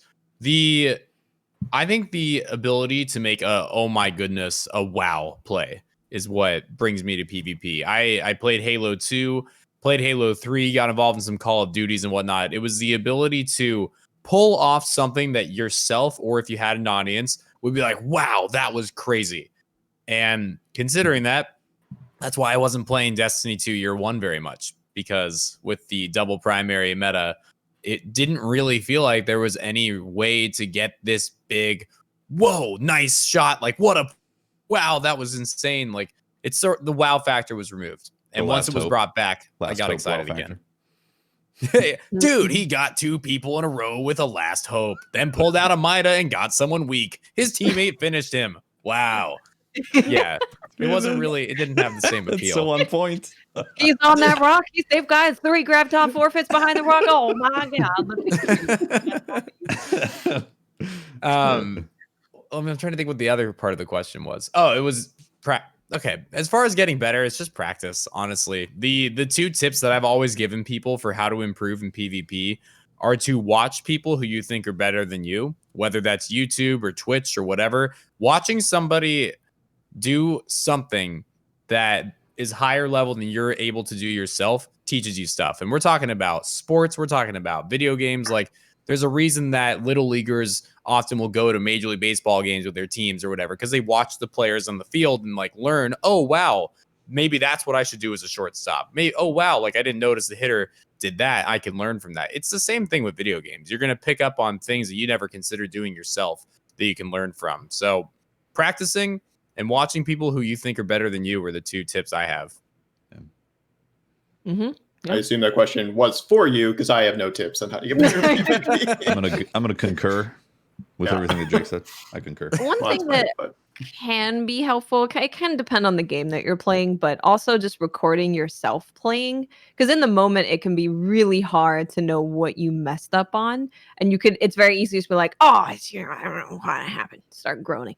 But if you're recording yourself and looking back at it, you can go, oh, I see. So I saw that. Looking back, I can see him on the radar there. I know that he's there. When I was playing, maybe I didn't know that he was there.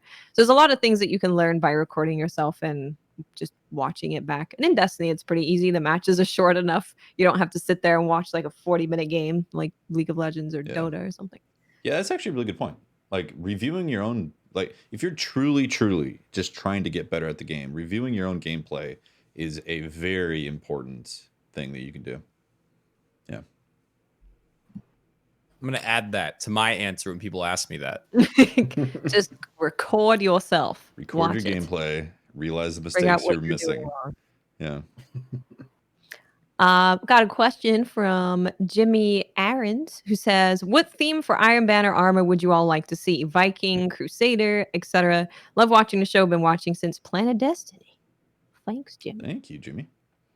What's a thematic that you would really they already like? did the samurai thing, but I really loved the samurai thing. What if we did ninjas? Just ninjas. It's all just black cloth.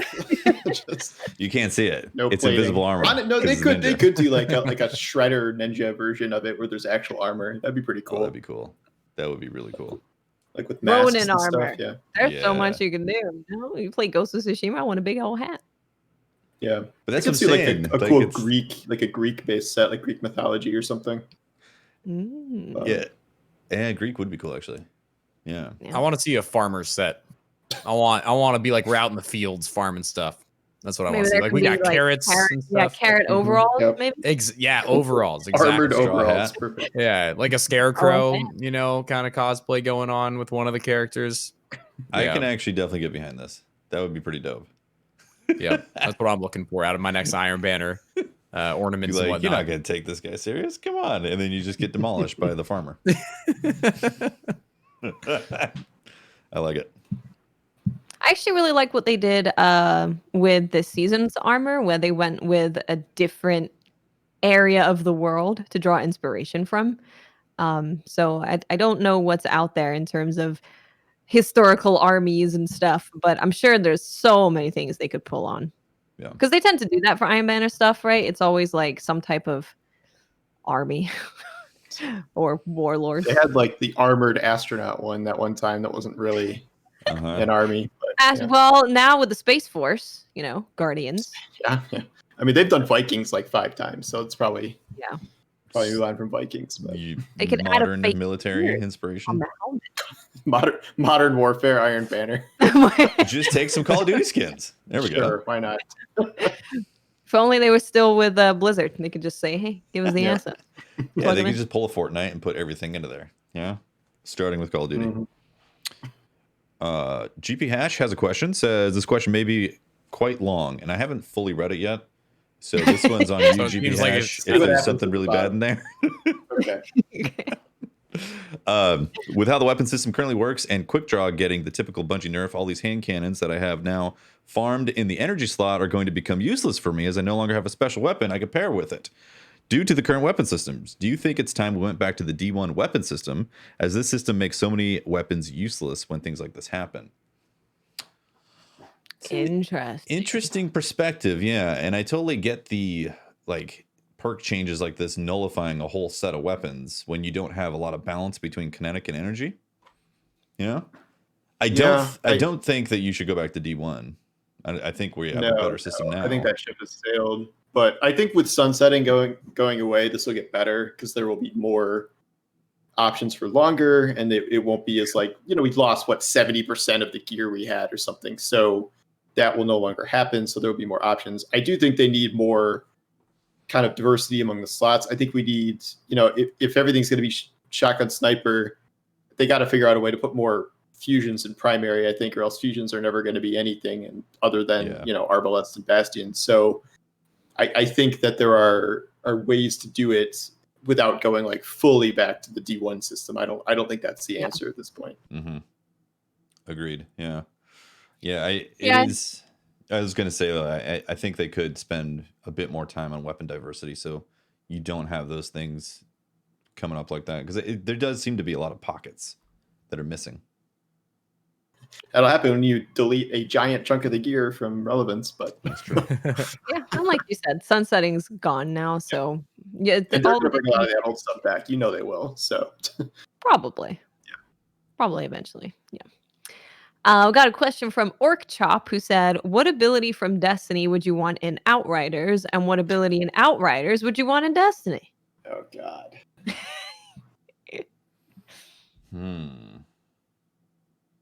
Probably the Hunter Stasis tornado to just swirl everything around the screen and shatter it. Like there are freeze builds in Outriders, but nothing that good. So that would be very convenient in expeditions. I don't really play Outriders. I've given it a shot, maybe 4 hours in total between the demo and the launch. So I have no idea. Gotta pump those numbers up. It's good. It's good. I like it is fun. I can totally see why people are getting into it. Yeah. I could see Dawnblade flying around the map in Outriders and raining fire down. Because Outriders, you can't even jump, so that would be quite the switch. Yeah, exactly. That would change everything completely. Now you can fly. Yeah. And then opposite side, it'd be nice to just have an ability to immediately jump up in the air and select a target and just teleport there with a smash, like the Devastator. I mean, you kind of do that somewhat. You kind of do that, but it's like harder to target. In Outriders, it makes it really easy to just look around the map and be like, that guy. Yeah, the sniper, like 2 floors up. Yep, exactly. Yeah, that's a good one. Yeah, that's good. I was thinking like maybe bubble in Outriders. Just put a bubble down that you can go in and get buffs in or whatever. Have mods that change what the bubble does. Maybe interesting. For in Destiny, I like I mean, it would be really bad, but being able to like put a location behind you and run forward and then go back to that location, it'd probably be very bad in PvP. But you know what I like? I like the idea. I play Trickster when I have played Outriders. I like the idea of being able to teleport behind an enemy, but as a super. Imagine Now I'm thinking Trials specifically. There's a lot of times where you get down to a 4-3 game and one team has a super, one team doesn't. That one team who doesn't is just sitting in the back, like kind of camping in the corner, guarding themselves while they build their supers. Imagine your supers just teleport right behind them and just do something special to them. I think that'd be fun as hell. Just cool. Assassination super. I like it. Yeah, you just appear behind them with something, and you can just swirl in the circle and kill anybody who's in proximity or something. I don't know. I like it. Be less OP than a lot of the Stasis super, so why not? Yeah, why not? Why not? I'm imagining the teleport behind the double blade decap, just a clean cut. You can cut one head off. Yeah, turn the game into mature. Yeah, just with one move. Yeah, just okay. Let's see. I think I have another question. All right. Go for it.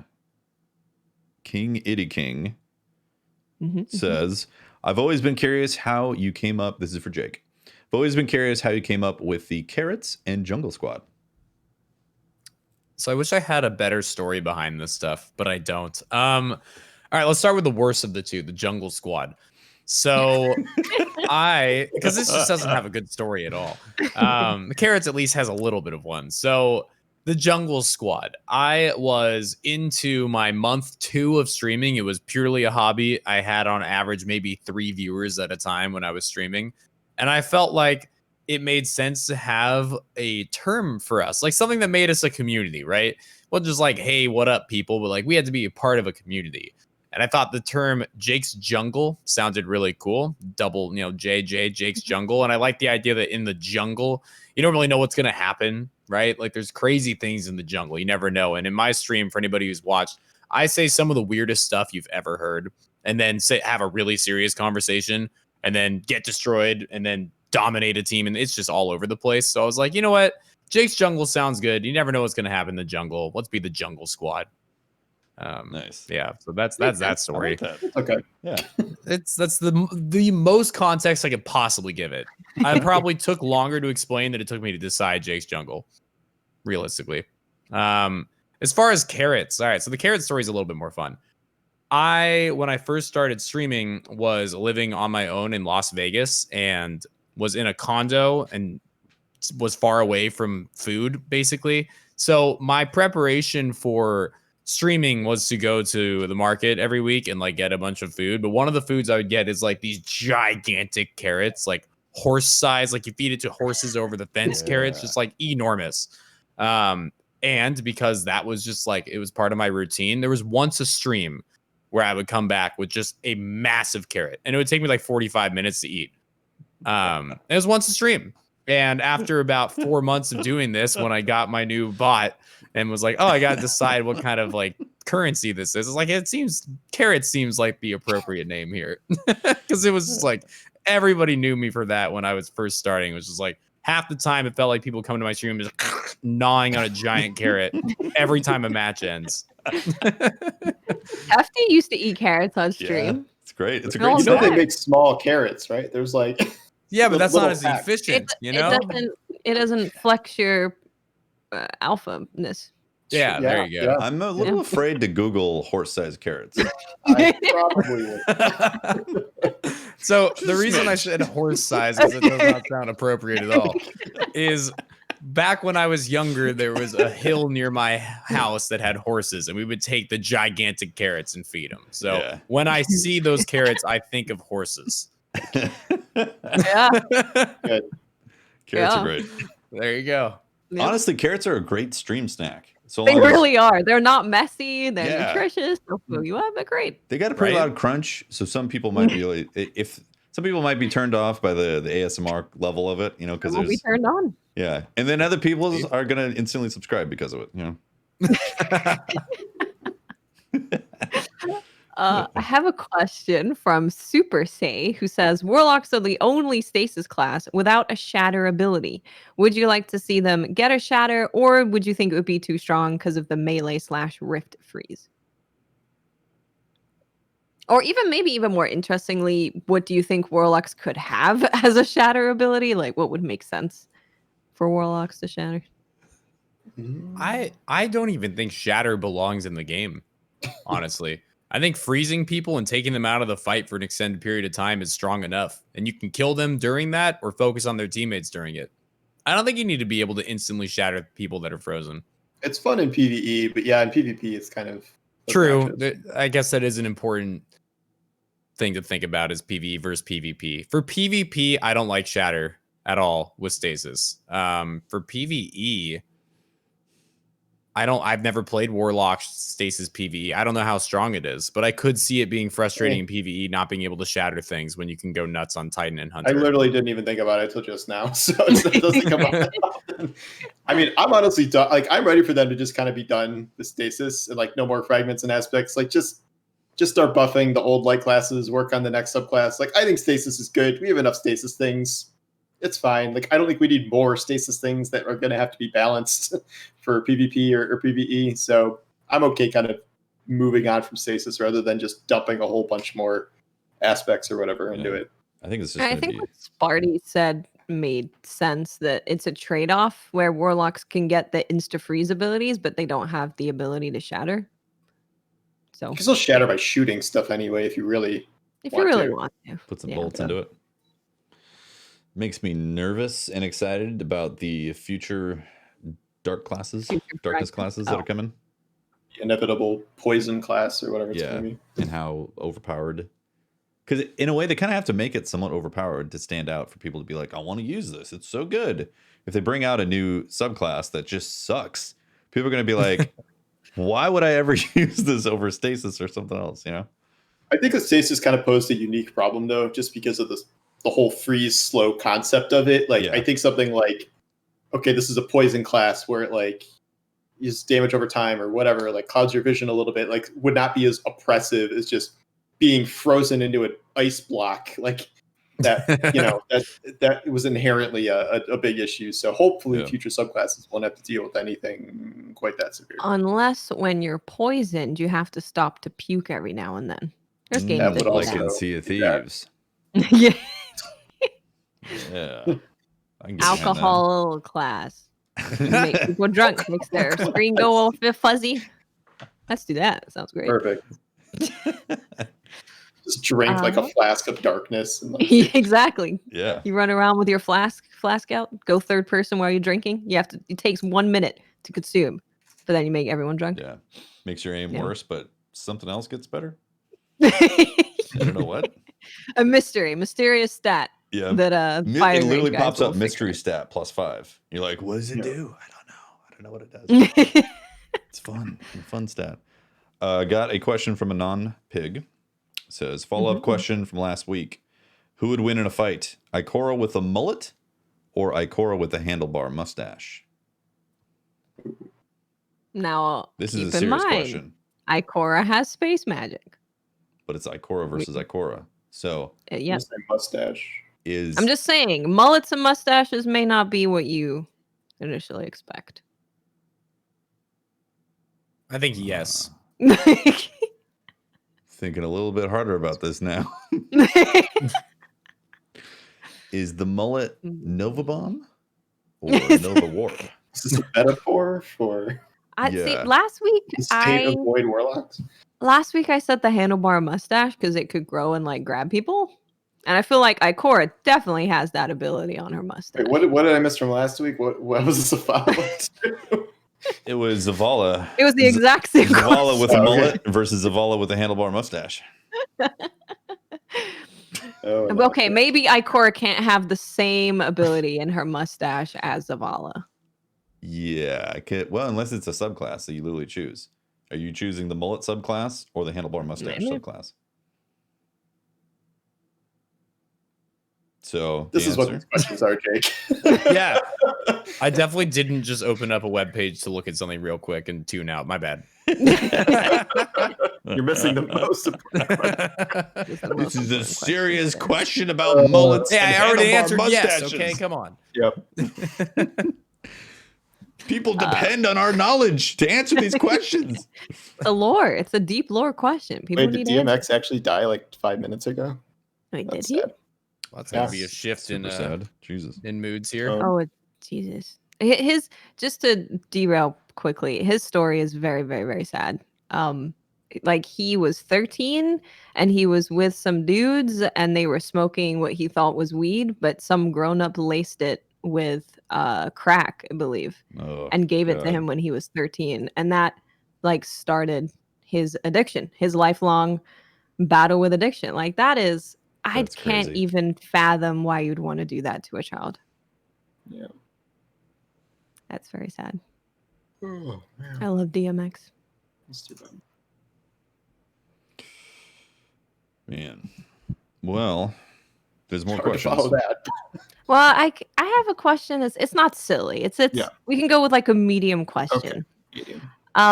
So this is from Daniel, and he says, does streaming change how you approach your gaming, and what percentage of your play do you stream? I'm glad nobody witnessed me sitting down to tackle wanted bounties and Forsaken missions. It's me, the noob, only to find myself sidetracked deciding it was imperative to hunt region chests. So when you're playing a game, what goes into your mind with tackling that game? What do you decide? I'm just going to beeline the story and then I'll do side quests offline. Like, what's kind of your thinking with tackling a game? For me personally, I stream 99% of the gameplay. I don't really ever play offline. It's a very rare thing if I'm playing Destiny or any other game that like is a streamable game offline. Like maybe I'll have a little mobile game here or there that I don't stream, or like fantasy baseball or something, which is sort of a game that I don't stream. But as far as like Destiny or games that are streamable, I'm almost always streaming. And that, I mean, in itself, I guess I'm kind of answering the question of like, streaming has affected the way that I play games in that sense. Gaming used to be a really relaxing thing for me.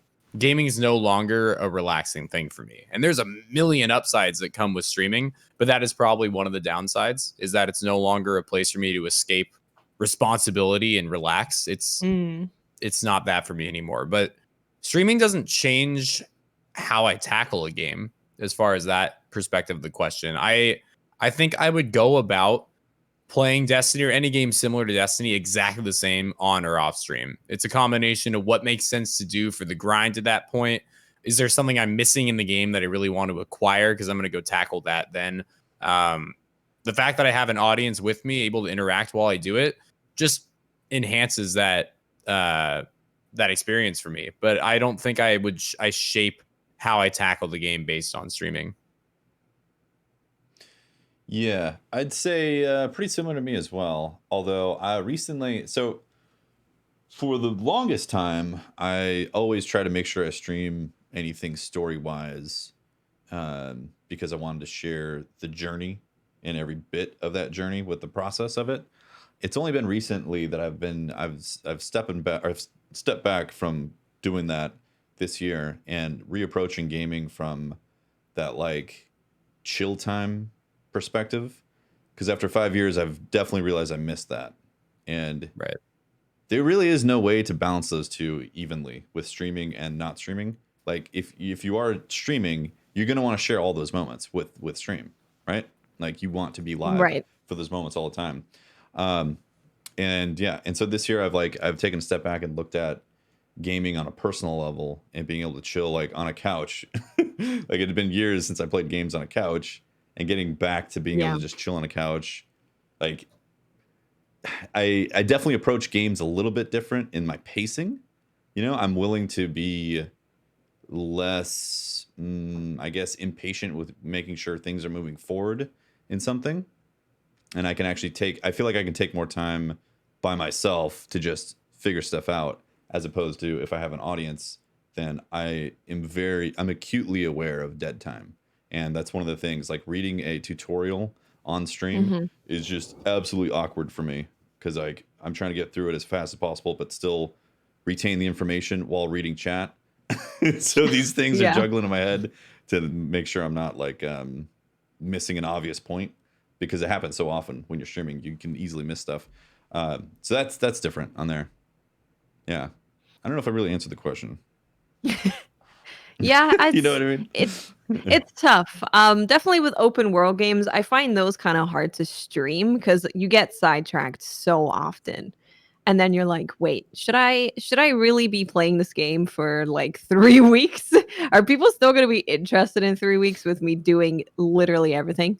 Yeah. So that's definitely something I think about. So games like Dark Souls and those types of more linear experiences are much easier to stream because it's like I go from point A to point B and I do the thing and it's great. I definitely still I play a lot in my downtime of games, and if it's a game like Outriders, for example, or Monster Hunter is a good example of recent games that have come out. There's side quests that I could do. There's like some farming that I could do offline. I definitely don't want to touch any like big story stuff because the whole fun part of streaming a story game is experiencing it with chat. But yeah, it definitely changes how you play a game. Playing a game just on your own in a dimly lit room and with snacks and looking like a bum is very different to being in front of a camera and talking to people and splitting your attention between all these different things. So it's interesting how different it is. I think you sometimes forget how different it is until you play offline and you're like, oh man. Yeah. Yeah. I actually understand what's happening in the game. Wow. Yeah, because for the longest time, I was exactly like you, Jake, how like 99, if not 100% of my game time was on stream. Like, because I also felt like obligated. Obligated is the wrong term because obligated sounds like there's this negative side to it. But like, I wanted to make sure all of the game time was on stream because of sharing the story beats, you know, and it changes it. Yeah. It changes the experience. It's a little different writing because I don't actually stream. So like all of my game time is offline, and yet I'm still making kind of the exact same choices where like some games, if I'm not obligated to get through them for whatever reason, like I put 15 hours into AC Valhalla or something, but am I better off spending the next 70 hours 100%ing that game when that's going to get me like an article out of it? Or should I play 60 hours of Destiny and write an article and keep very current with what's going on in the game every single day? Like, obviously, you know what I do. So that's a decision where that'll cause me to kind of like, people ask how I always keep up with all these live service games. And like, that comes at a cost of a lot of other games. And when there is like a big new linear game I have to get through, like either I have to haul ass and get all the way through it, like as soon as possible to hit an embargo, which is not always very fun, or I don't get around to it. And I just stick with my live service things that are kind of producing the most volume. And then ones that aren't, I might slowly drop. Like, it wasn't really worth it for me to keep up with the Division 2 because interest seemed to be waning. The articles I write didn't seem to be attracting much interest. I wasn't enjoying it that much. So like, I can't afford to grind out a year's worth of Division 2 content when I have 3 other games to play. So it's cost benefit. And again, kind of like Jake says, like, it's like I still enjoy gaming, but it is not a leisure activity in the traditional sense anymore. And everything I'm doing turns into content at some point or another. Yeah. And I think part of why I still am doing that kind of 99% of my gaming is done on stream is almost to protect myself from a potential burnout, sort of like we talked about with at the beginning of the podcast, talking about how I took a hiatus and whatnot. A lot of the reason that happened is because I wasn't really feeling any desire to play any games. And now when we're on the flip side, and I feel like there's a lot I could be doing in the games I play right now. Like there's a lot I could be trying to get a Thresh weapon right now in Destiny. Now that Thresh has been proven to work in PvP, there's a bunch of seasonal quests or challenges that I haven't completed yet that I really want to get done. Having this, like, I have these things I want to get done feeling is tremendous for streaming. So instead of pumping out 80 hours of streaming in 1 week to get it done, or doing my normal-ish 50 hours and then doing 30 off, I'm just going to keep doing my 50 on, and having this desire I have right now where I kind of want to play Destiny, I'm going to use that to fuel me tomorrow when I'm streaming it. Yeah. So part of the reason I don't play off stream is to protect that, you know, I'm going to stream 50-ish hours a week. I want to have a passion for playing the games I want to play and not get rid of the content I could be doing while offline. Yeah. True. That's kind of what I was saying, is that like, it's very difficult to balance both of those. Almost impossible at times, you know? That's why I play League of Legends off stream. I'm not streaming that game. Yeah, having a game that you want to play off stream is huge. Really. Yeah. Like, I'm thinking about getting into Sims. That's exactly. Like, I will do that while not streaming. That'll be my leisure game, and then Destiny and whatnot will be my on-stream game. Like, having a different game you play off stream is absolutely huge. separating the games is definitely good. A good thing to do. Or like in Monster Hunter, for example, I'm broke as hell. I need to farm money. Maybe I don't want to do that on stream. So I'm just sitting there doing dumb, stupid Borg stuff. So that's something that I'm like, okay, I feel safe to do this off stream. No one's missing anything by me farming some money. I have a question from Cal. With crossplay coming this year, I'm worried about the PC PvP population shrinking due to people moving to console and the PC population only mixing with console when you party up with console players, which actually doesn't even happen. If you party up with a console player, they play on PC lobbies. Mm-hmm. So there's actually no PC to console like connecting. Yeah. But what's your take on this? Also love the show. Y'all are awesome. Thanks for lying to me. I think it'll be okay. I don't know. Crossplay only really seems like a benefit. Like I could see it a little bit, but I don't think there's going to be like a mass migration. Like when there was cross progression, people thought that was going to happen too, but that didn't really pan out that way. So yeah, I think a huge reason that this won't actually be a problem is because of new generation consoles. I think that people who pretend new generation consoles didn't come out, I think there would be a good pressure on people who play on PC to go back to the console they owned a year or two ago, where there might be a healthier player population. But because new generation consoles exist that A, are expensive, B, are hard to get, and C, provide you with a honest advantage over your opponents in PvP, I don't see very many people wanting to ditch PC, go spend the money, try to find the console, and get back to it just for a little bit of a better player pop. I don't see that happening. Yeah. Maybe a few people, but I really don't see that really happening for also, many at keyboard. all. I mean, if you're a mouse and keyboard user, you're not gonna switch. Right. I think there's merit in like the console population just being bigger, just because they're always mixing with each other constantly. Right. So maybe the PC population is less, but a lot of people play on PC as well. So maybe it'll even out the player population, if anything. Yeah, I could see it evening out for sure. Because for a while, it's been PC has been as big, if not bigger, than the other. The other two. Yeah. So, let's see. Zolaman says, Jake, you handsome man, I'd like to know what your hot take on bringing new game modes to the Crucible, such as Infected style from Halo. What would you bring in to spice it up?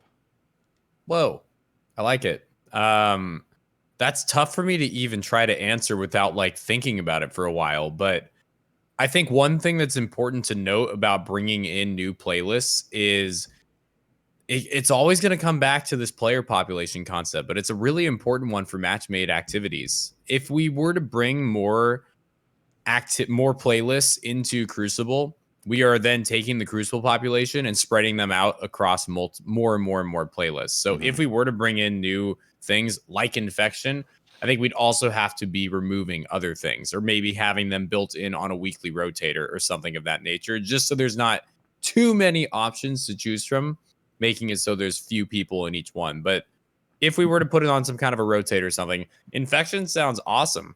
It sounds like a blast. Having some kind of like a team sniper mode where you take away abilities and it's just bring in your favorite snipers. We'll give you ammo on each of them. Like that would be a ton of fun. I think there's a whole lot that Bungie could consider doing for like party modes kind of thing. Like I think there's a game mode called Action Sack in Halo 3 that just takes really bizarre play modes and playlists and just like it forces you to not take it seriously. You're loading into that playlist because you're in a party mode mentality. That's the aspect you're going for. Mm-hmm. And I think Bungie could absolutely find a answer like that for Destiny. And I'd love to see it. Snipers, Infection, I don't even know off the top of my head, but they could find last week more. About Griffball. Griffball, right? I said last week about Siva being the infected on Destiny. Because you know how they had like the Siva Guardians in Rise of Iron? Yeah. Become like one of those until the last person gets knocked New out. Iron Banner game mode with the Siva season of Siva something. Yeah, I think more importantly than playlists are maps. We've touched on it already, but you can't take away things from players without them getting frustrated. We had maps coming out all the time for the first 4 years of Destiny. So although they're not taking maps away from us necessarily, although they kind of are, not giving us new maps feels like they are taking that away from us because it's something we've come to expect, and it's been forever since we either got new maps or even heard about new maps being on the horizon. Yeah, that's my thing. Like with the big state of play that came out of how Destiny's doing and plans and stuff, the fact that it wasn't even mentioned that, by the way, we have some plans for maps. We can't say when. It wasn't even like a vague thing of we do have plans. We can't say when. I was like, ooh. Yeah. I don't think Gambit got mentioned at all as a mode. No, it didn't. You're a Gambit What was this PvP map? Was it Shadowkeep? I think it was Shadowkeep. Poor Gambiteers. Gambiteers. So it'll be, if it's not till the next expansion, it'll be over 2 years since the last Crucible map. Jeez. Oh man, that's a long time. There's still some great ones that they can Fragment. We got one map, I think, right? And Shadowkeep literally one. Was it Fragment? Yeah. So like no Europa map. Yeah. No. Yeah. Okay. They could bring Asylum back from D1. A lot of strikes back. I guess that's, you know. Did you say they did bring Asylum back? No, I said they could bring Asylum back. Okay, D1. I was about to say, man, you can't say that. Stop it. They could. That would be amazing, right? That was one of my favorite maps. Love that map. That'd be incredible. A lot of people's favorite map. Yeah. People love Asylum. There's also a huge difference between creating new maps and bringing old ones back, but I'm willing to settle at this point. I've gotten to the point where just bring the old ones back and I'll be happy. Long enough, right? Bring the old ones back and just like flip them around or something. I don't know. Give me something. Jeez. anything. Do you want to do like 2 more questions? Mm-hmm. Sure. So I have a question from Sir Redbeard, who said, "What's an obscure history fact that you know?" Mine is called Dime Beer Night. The short version is a baseball team was struggling with sales, so they decided to sell beer at a price of a dime and sold 6 per purchase, not person. Everyone got super drunk and raided the field. Whoa. I actually know about that night. I've watched a little thing about that night, so I know the same fact as him. That's hilarious. I don't think I have one. You gotta have some fact. Your history fact. Or just okay, a history fact. I got mine. Okay. It's personal history, but I think it's one of the most interesting facts about my family. And it's history. So, and a lot of people probably wouldn't believe it, but it's actually true. My mother was born on Mother's Day, and my father was born on Father's Day. Wow. That is cool. Yeah. Nice. I love that. That's a great fact. That's amazing. I like it. And I've checked. I've double checked. I've looked up their exact date of birth, and it is indeed Mother's and Father's Day. Is that how they met? At some point? No, there was a Mother's Day ball and then a Father's Day ball, and they both went to each ball and were like, "Wait a second." I want to know what the moment was like when they learned that about each other. Can you imagine? Like, if I find that fact so crazy, imagine the moment where they both learned that. Like, that must have been such a cool moment for them. Yeah, it's the whole fated in the stars kind of thing. Yeah, you're like, wait a second. I don't know if I have one. I know a lot of random stuff about history, but I don't know if I have an obscure fact. Probably do. My memory's just not good enough to recall it. Memory does suck.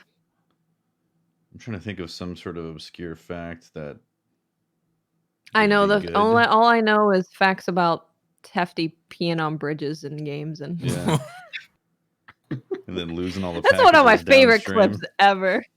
I was there live. That was one of my best experiences. You want to tell a story, Tefty? I need to hear it again. Sure. I had 20 packages at the time playing Death Stranding. Walked up to the bridge. I said, "This is my bridge. I'm gonna pee on it." I peed on the bridge, and then the character lost a little momentum, slipped on the pee, and then fell into the stream. And then all the packages and the baby was crying, going all downstream, all because I wanted to pee on the bridge and claim ownership of it. Lesson learned: don't pee on the bridge. This is going packages everywhere. Everywhere. Oh, God. You got the whole floating thing going downstream, being like it's awkward and stuff. It took a while for Tefty's character to like get his footing back. It was an ordeal. Floating, with baby screaming, and packages are damaged, and everything's flashing red. It was great. I had to soothe the baby. My favorite history fact. That's great. That's my best history fact. Perfect. That was a great time. Yeah, I liked that game. It was a lot of fun. It was fun to stream Death Stranding. Awesome. I built bridges and roads the whole time. Remember the zip lines? When suddenly zip lines became like an option. You skipped like whole dialogue because of your zip line. Yeah, it was incredible. I was like, I'm building a zip line and bringing this person back with me. Yeah. All right. Last question. Sounds good. Let's do it. This is from Hugo Rune. Emergency question number 403. If you could be shrunk down, I don't know why this is an emergency question, by the way. Just go with it. If you could be shrunk down and somehow be able to go on a fantastic voyage inside your own body, why except the first part and not the second, what part of your body would you go and explore? This is an emergency Going question. on a field trip in a magic bus in your body. All I can think of is Osmosis Jones. I love that movie.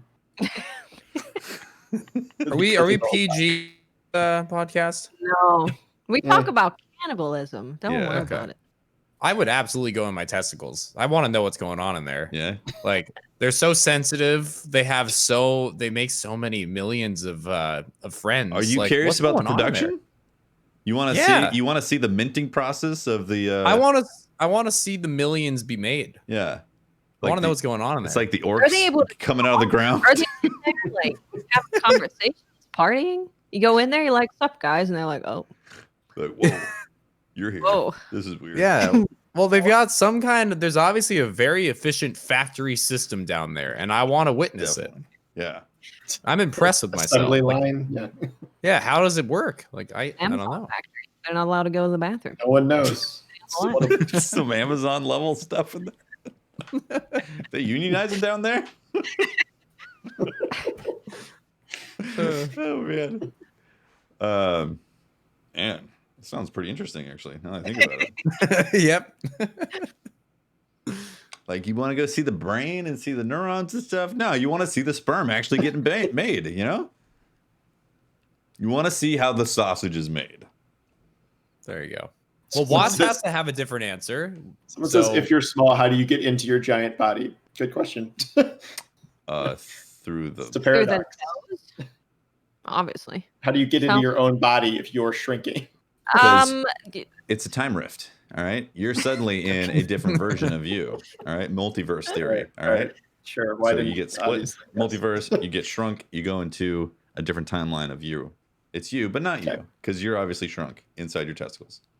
Obviously. I want to ride blood cells like a surfboard and go on a big old slide around my body. It made me just think you could go shooting like viruses, like a virus gallery. You could. It'd be like pigeon shooting, but while you're also on a surfboard. Go fight coronavirus. Yeah, can you have a hat? Have you seen the Rugrats episode where they swallow a watermelon seed? Yes. Because that's what I'm imagining. Like the little life rafts around the bloodstream, right? Yeah, that's exactly it. Yeah. That's it exactly. All right. I think that's what solved all the questions of the universe. That's what we think about Trials. That's what we think about Quick Draw. Get yourself in some testicles. Figure out what's going on in there. Yeah. Shrink yourself. Go in. Check out the assembly line. Done. Offer them unionization. I don't know. Maybe. Yeah. Jake, where can people find you?